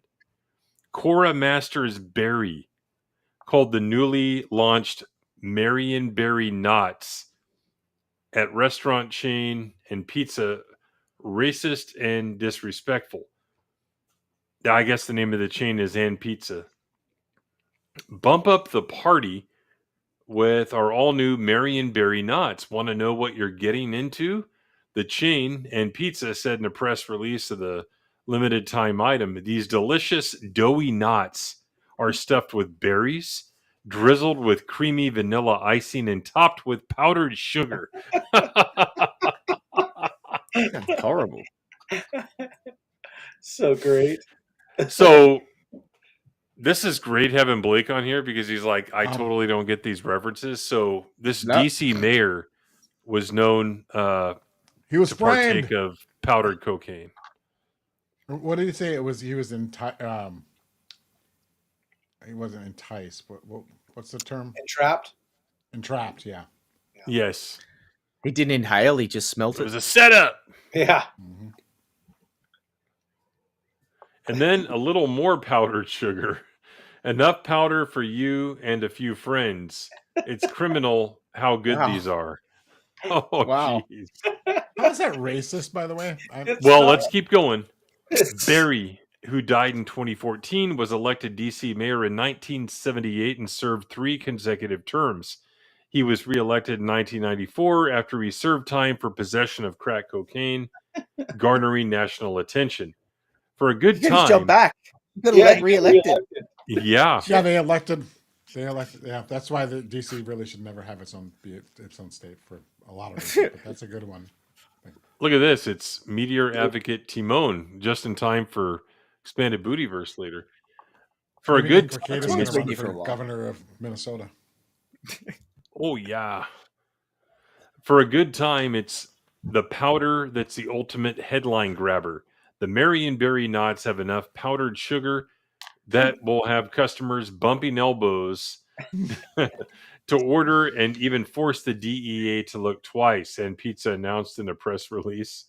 This is not a joke, guys. The knots are pictured. I like it. The knots are pictured on the And Pizza website in the promotional photo announcing the dessert's launch with a small pile of white powder along with the phrase, "These knots will blow you away." I thought it was cool marketing. I like this. I want to eat there. They look good. I saw a picture of them. They look great. Greg's driving there now. Well, here, let's look here.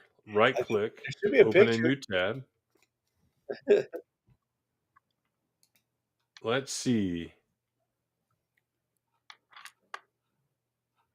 The good shit. Wow. This is all the pizza. Let's see. Desserts. Here it is. Oh, you went to their website? Yeah. Oh, okay. I saw the news article I read actually had a picture of them. Yeah, I'm not seeing it. Maybe they're already pulled. Let's keep reading here. They might have. Probably got a cease and desist on them. I just think it's racist. In this city, it is outrageously racist. You can print that.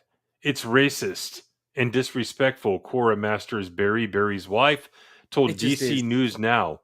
She said she wasn't contacted by the pizza chain about the dessert. Well, no shit, Sherlock. Why would they?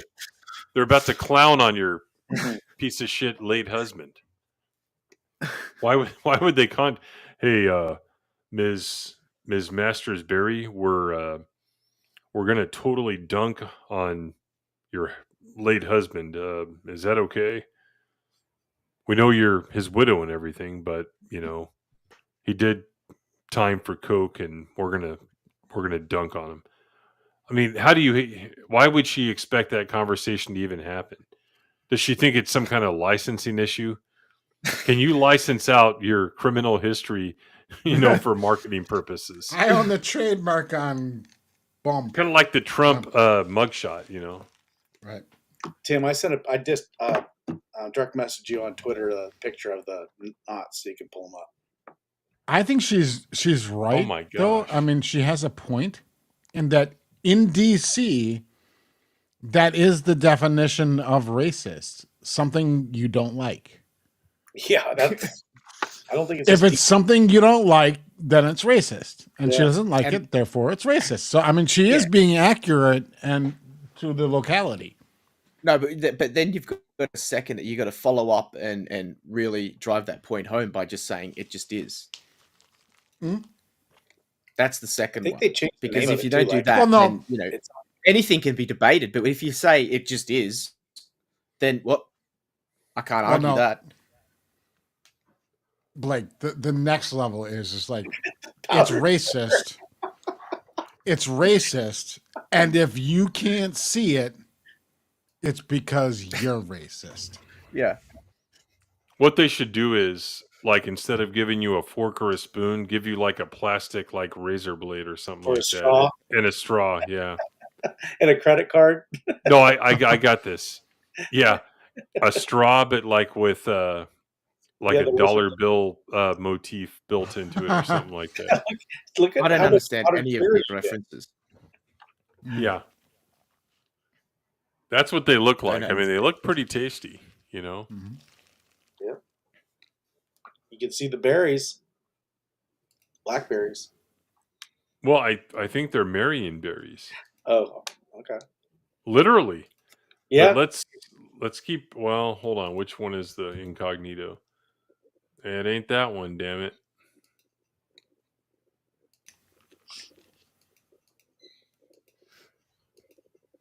Got to see what these other people say here.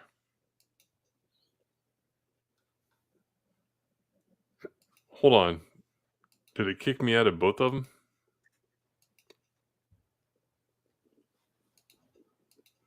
No, here it is. DC Council member Christina Henderson called the dessert tone deaf and hella disrespectful, the Washingtonian reported. Other officials called for a boycott. We're talking about a Marionberry. That's spelled with an E. We stuff that into a knot, drizzle it with icing, and then top it with powdered sugar. It's delicious. We can't wait for DC to try it, and pizza CEO Mike Burns told the Washingtonian in a statement.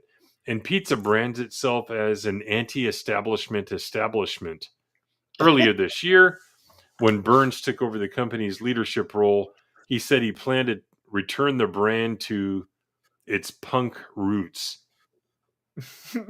All right. Well, it's good. That means they're anti-government. Yes. That's great, but that's so Punk cringy. rock pizza? No.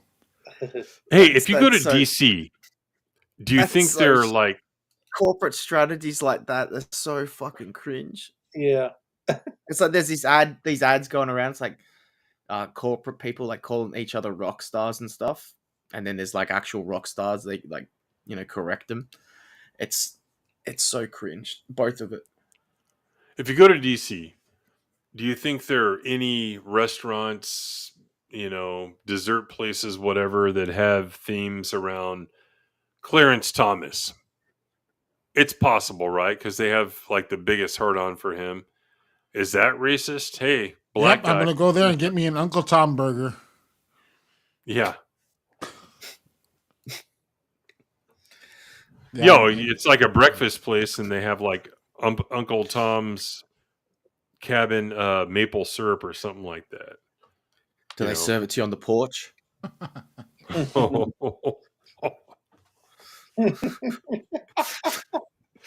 Blake, Too much? quit monkeying around. Yeah. I learnt it from Clerks too. It's okay. Bring it back. Kevin Smith said it. He's like, We're taking he's it like, back. protected now. He's like, it's fine. Yeah, real punk and not corporate punk. No, but this is the kind of like restaurant and establishment I can respect. That's fun. Yeah. That's good stuff. They roasted him in that.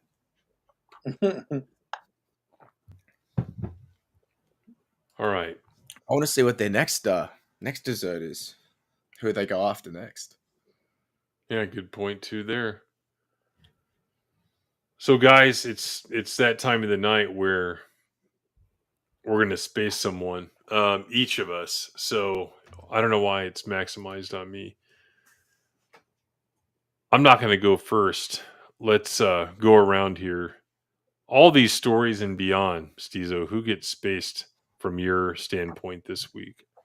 This week, I think we should. I'll go right in. Space Kamala Harris. She's also. We didn't talk about it. She refused to go on Rogan. Trump's going to be on Rogan this Friday, but she backed out. She said she would go on, but she backed out. You know why? Well, she doesn't want the smoke. Well, she can't form a coherent sentence. Nope. That's why. And they even like the mainstream media is talking about that now finally, because it's true. It's almost like they had to start talking about Biden and all his mental deficiencies. Now they have no choice but to talk about it. So that Brett Baier interview was just absolutely like that was campaign malfeasance to allow her to do that interview with Brett Baier. Like she does bad in interviews with like friendly press. Like I'm rooting for you, Kamala press, and she like comes off terrible and like. So there's no way in hell she's gonna sit for 3 hours with Rogan when she can't like.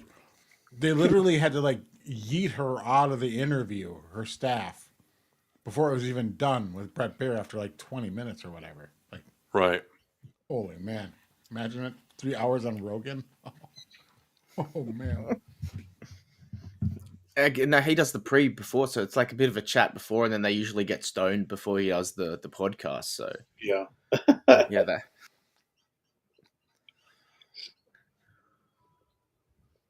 Yeah. So there goes Kamala. There's one. Blake? Well, I was going to do a tag team this week.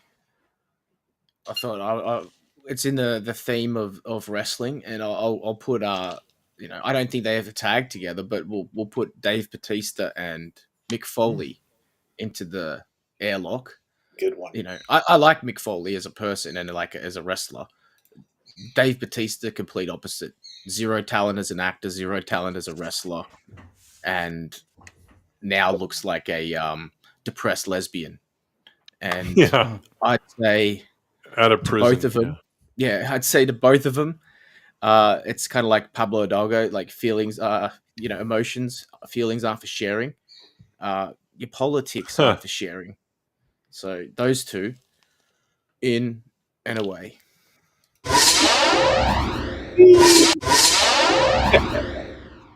Nice. Who's up, Greg? I gotta do it. It's Michael Keaton. Yeah. Oh. Good. You stole Tim's. He's the That fuck was out Tim's of here. guy.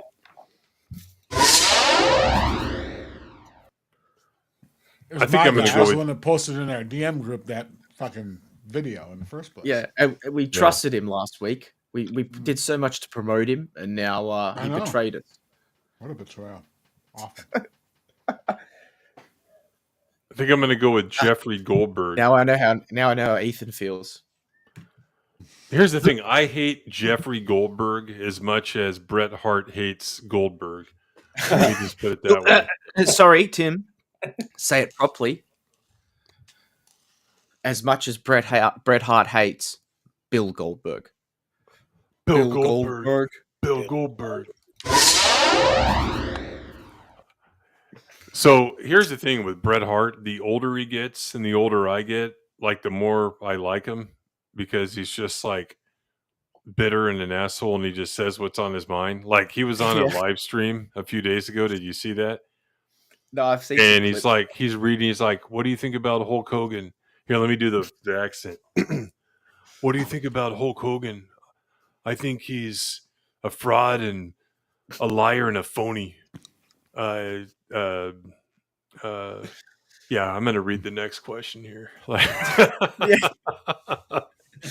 he doesn't give a shit, man. No. You know what I want to see? I want to see an interview where like Harrison Ford is interviewing him about his wrestling career, and then he's interviewing Harrison Ford about Han Solo. And see how quickly it comes to blows. Yeah, I just thought it'll be just a match of like I don't give a shit about that. Growing up, I'm sorry. Go ahead. growing up as a Hart, I'd always go to school, and the other kids would say, "Hey, you're from that Hart family. You're just one of those phony wrestlers," and I had to deal with that.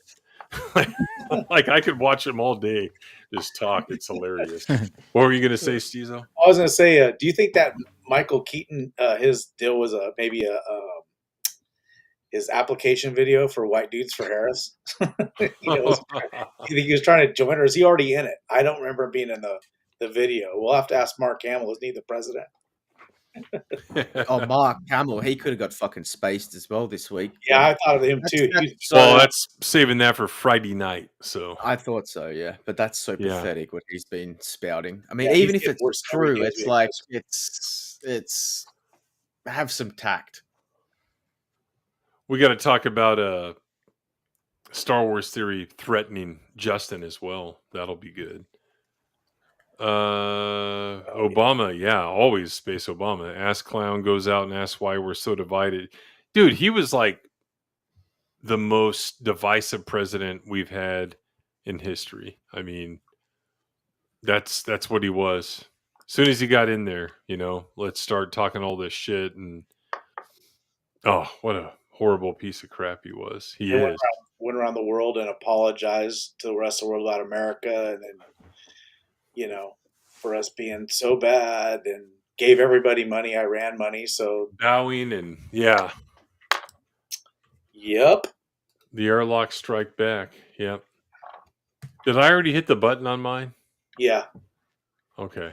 It's fun to do, so. Do it again. Yeah. Star Wars theory. Do it for Mark. We'll save Mark Hamill's. Well, we got to save Mark Hamill's. I can't wait to hear what everyone has to say on that. I think I got this ready. Do I have this ready? Hang on. No, I don't have this ready. Because I've been having computer issues, guys. Like I said, I got to do some maintenance the next couple of days and see if it helps. Oh, man, where did it go?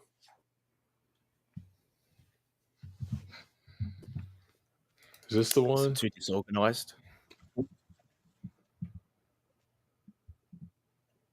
It's weird because it's like taking forever for like JPEGs to open. Like, why? Yeah, it takes a long time to sync up, like especially when you join the stream. Oh, I probably need to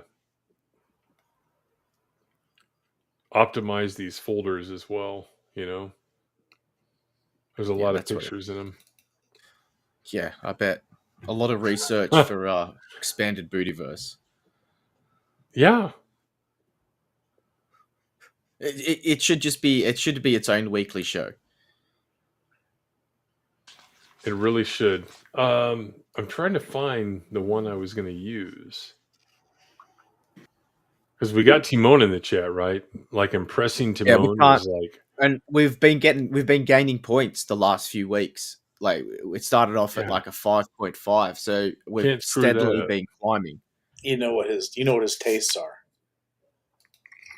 Weirdly, Tim believes Timon's tastes are mostly trans with the pictures he sends. He doesn't trust them. That's why he refuses to put them online. Dude, I am like pissed that I don't know where this one went. We already did that one like 2 years ago. And you remember? I don't know. I just do. I remember certain things. I remember certain asses, certain assets. No, I can't find it, but this is a good one anyway. All right. We got to do the intro. So take a drink.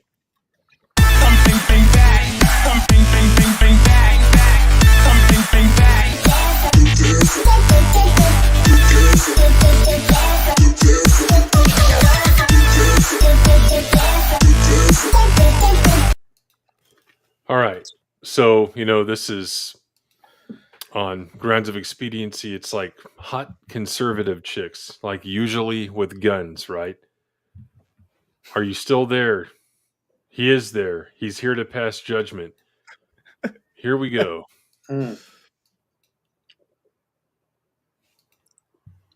That's the booty of the night. You can go out to the range. Zoom in and enhance. On what part? The butt. Booty. I want to analyze those tan lines. Analyze? Is that what you said? That's right.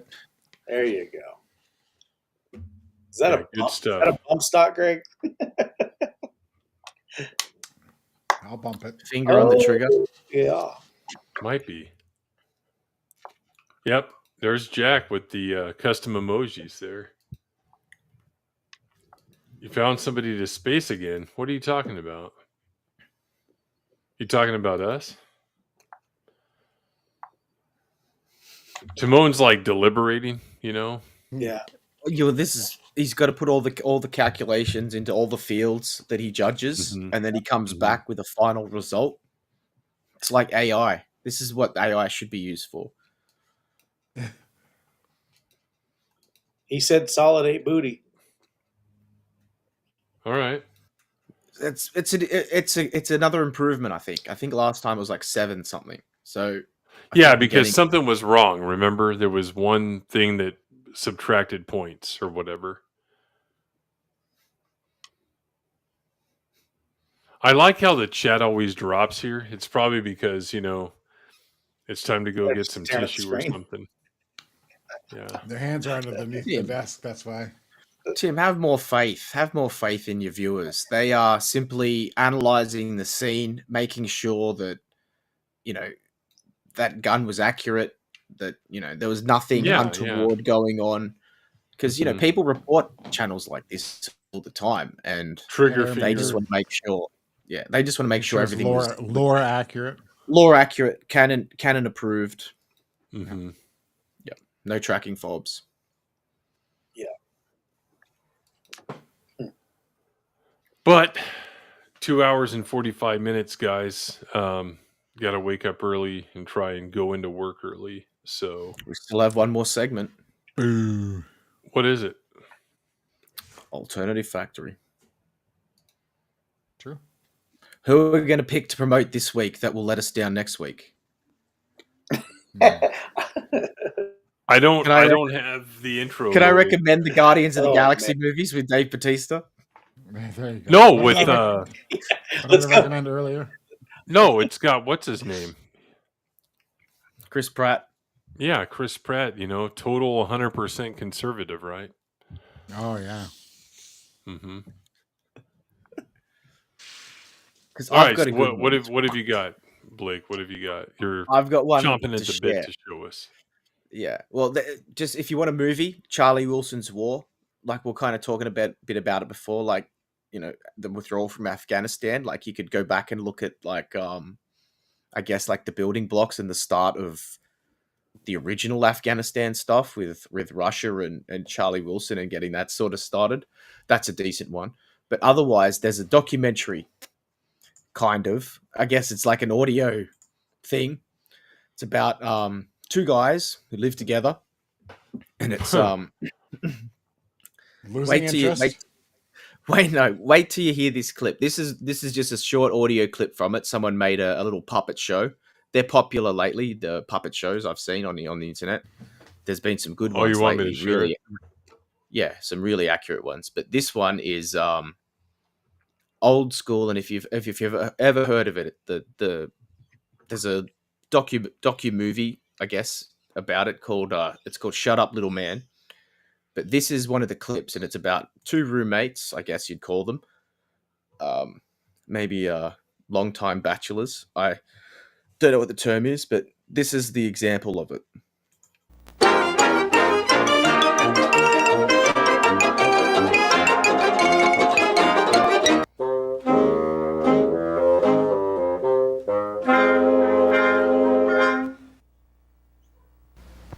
Think everything's fun, it's not.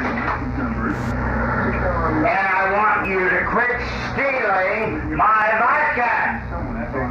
No. I know what you're doing. Sorry, I see what happens. I mark it and I find what is happening. You're looking for descriptions that were given to you're a liar, Ray. And generate.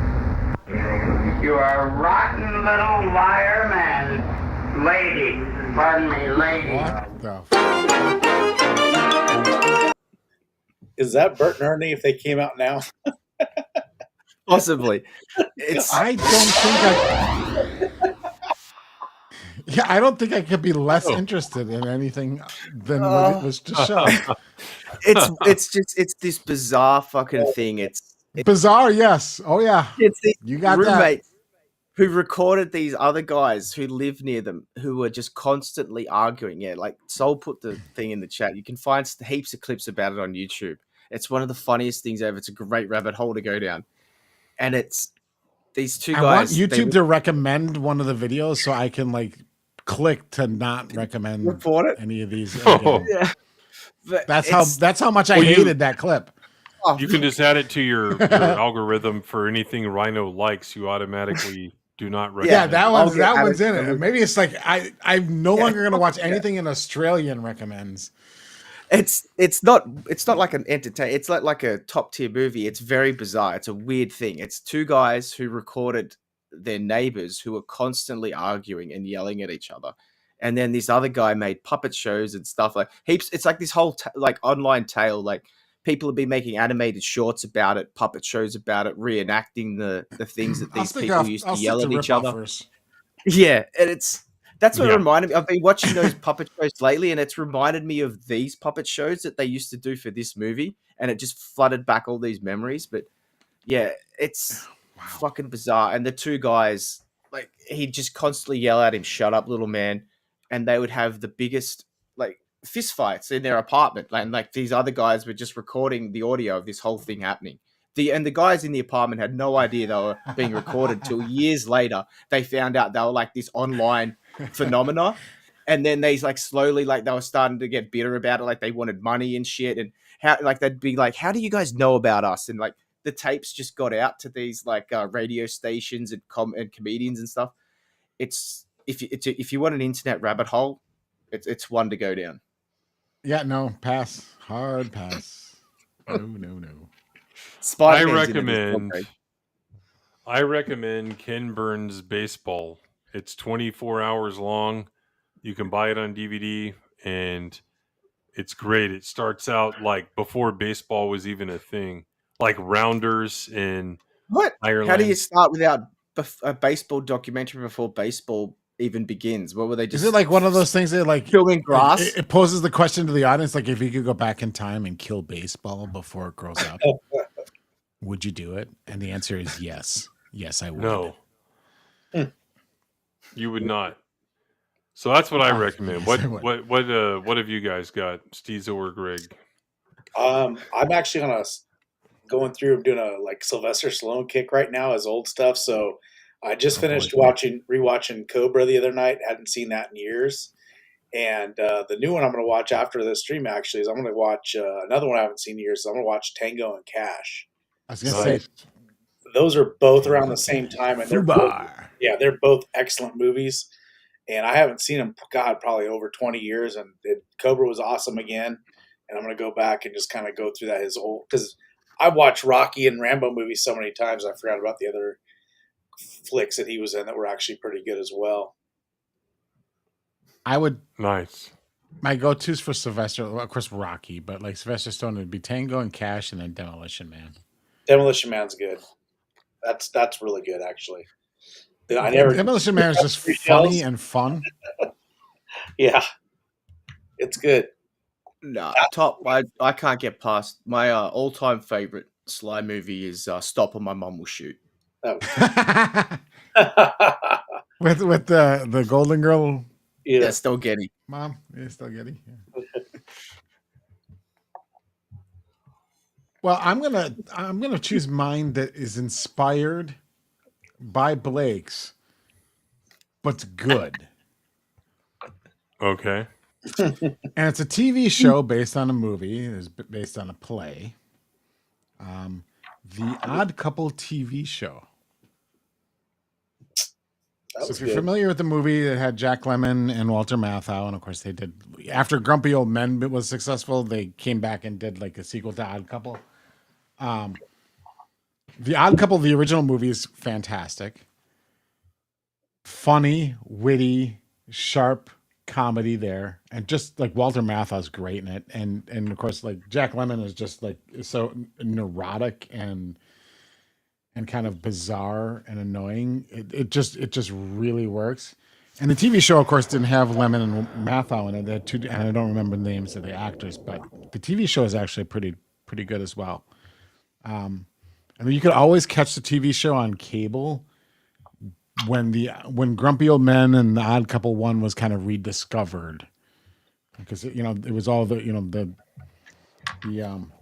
Walter Matthau Jack Lemmon pairing became like a super big commodity. And there you go, there it is. There it is. I watched it. I like the show. I like the style of comedy. Yeah. Yeah, talk about a legacy sequel. The first one 68 and the second one 98. Yeah. But those two, I mean, like they both had like this amazing career resurgence because of Grumpy Old Men. Oh yeah. And deservedly so, because Grumpy Old Men was That's two of my favorite comedy movies of all time: Grumpy Old Men and Grumpier Old Men. They have good banter. Well, I mean, the whole cast of that movie, even what's her name, Daryl Hannah's good in it. Yeah, and Kevin Pollak. Kevin Pollak's great in it. I think his character, like it's not as great as his character was in The Whole Nine Yards, but No, well, yeah, he played multiple characters in that as well. Yeah, yeah. But which is a weird but funny movie that has like, unnecessary but totally awesome gratuitous booty shot. But no, Odd Couple is good show. Yeah. And I think it's just a good comedy that didn't require too much of the goofy physical, or it didn't require gross out humor either. It was just good. Yeah, I agree. And you could say that spiritually, Perfect Strangers is kind of a continuation of that, It's the what about Bosom Buddies? Theme that you see that Bosom Buddies. It's a theme that you see in a lot of like buddy cop movies. The opposites attract, kind of, or like different personalities. Even like a Tango and Cash, right?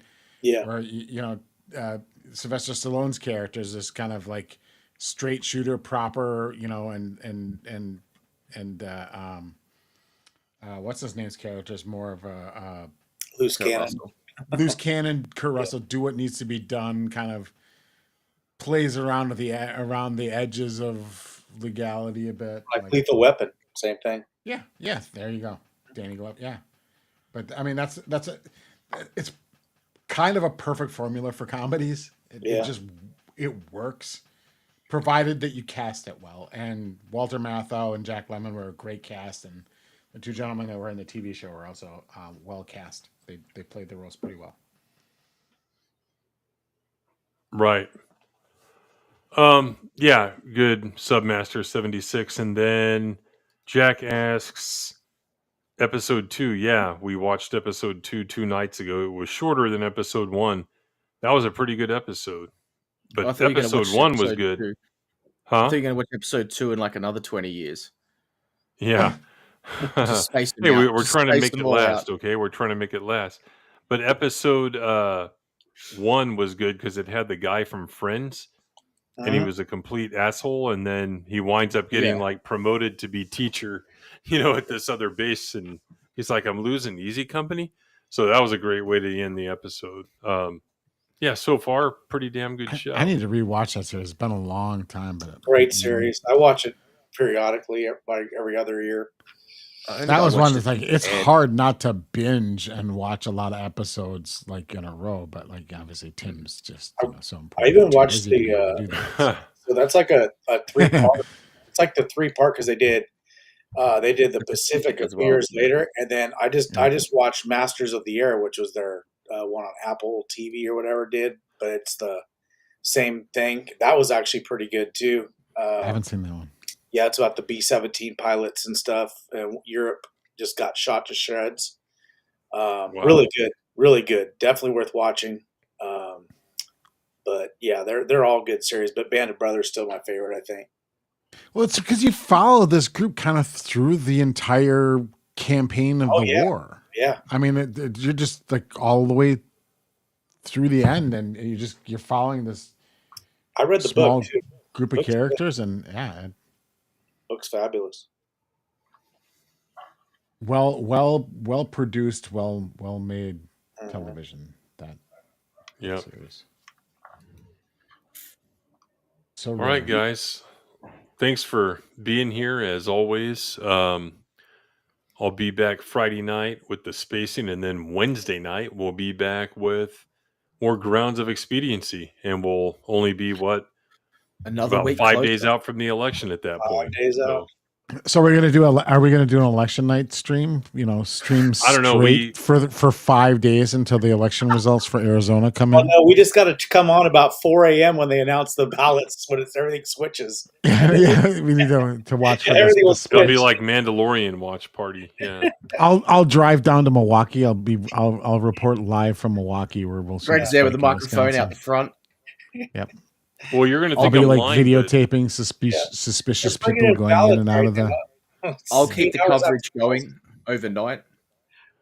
You're going to think I'm lying, but I was going to eventually start doing man on the street, like Jesse Waters type stuff, and then like uploading it. I might do that. I don't know. Because here's the thing, guys. You needed Get a lawyer to draft a release form for you before you do it. As of right now, no, I don't give a shit. As of right now, okay, the spacing only has 2 more views than Grounds of Expediency from last week. So it never used to be that way. So maybe this is the way to go in the future. We'll see. Well, I think it's just because It's it's hot right now. It's hot. Yeah. You should completely rebrand as a political channel, and I've cover always all been the elections, political. Cover the elections of Are the all over astronauts? world. You're a political channel now? Always have been. $20 from super member Gabriel Knight. Great stream. Thank you very much. That's highly complimentary and flattering. Appreciate that. It was a great stream. It's the greatest ever. Let's see what we can play for that. I'm running out of. I didn't know if you were going for gloomy cunt there or Trump. Yeah. Yeah, it was like Trump with like a little bit of like Simpson's sister mixed in. And I've got to just mention, I'm loving the crossover that's happening now. What is a crossover? Well, like the Sparrow files are reaching new corners of the internet. Oh yeah, with Dave and Jim. Yeah, Dave's and reviews, BTM reviews. BTM reviews. I started watching that stream and I couldn't watch it, and I didn't even get a chance for them to get into the meat of like the next Sparrow thing, and I was like, God damn it. Yeah. It's ongoing. It's organically being discovered. Oh, here's a great one. Usually we reserve this for like rats in the chat, but we can do it anyway. Coward. A great movie. Yep. Patton. Thanks for the $20, Gabriel Knight. Appreciate it. But yeah, guys, we'll see you Friday night on the spacing. Have a great rest of the week, and make sure you get your ass to the polling places and vote. I think you're going to say Mars. Right down.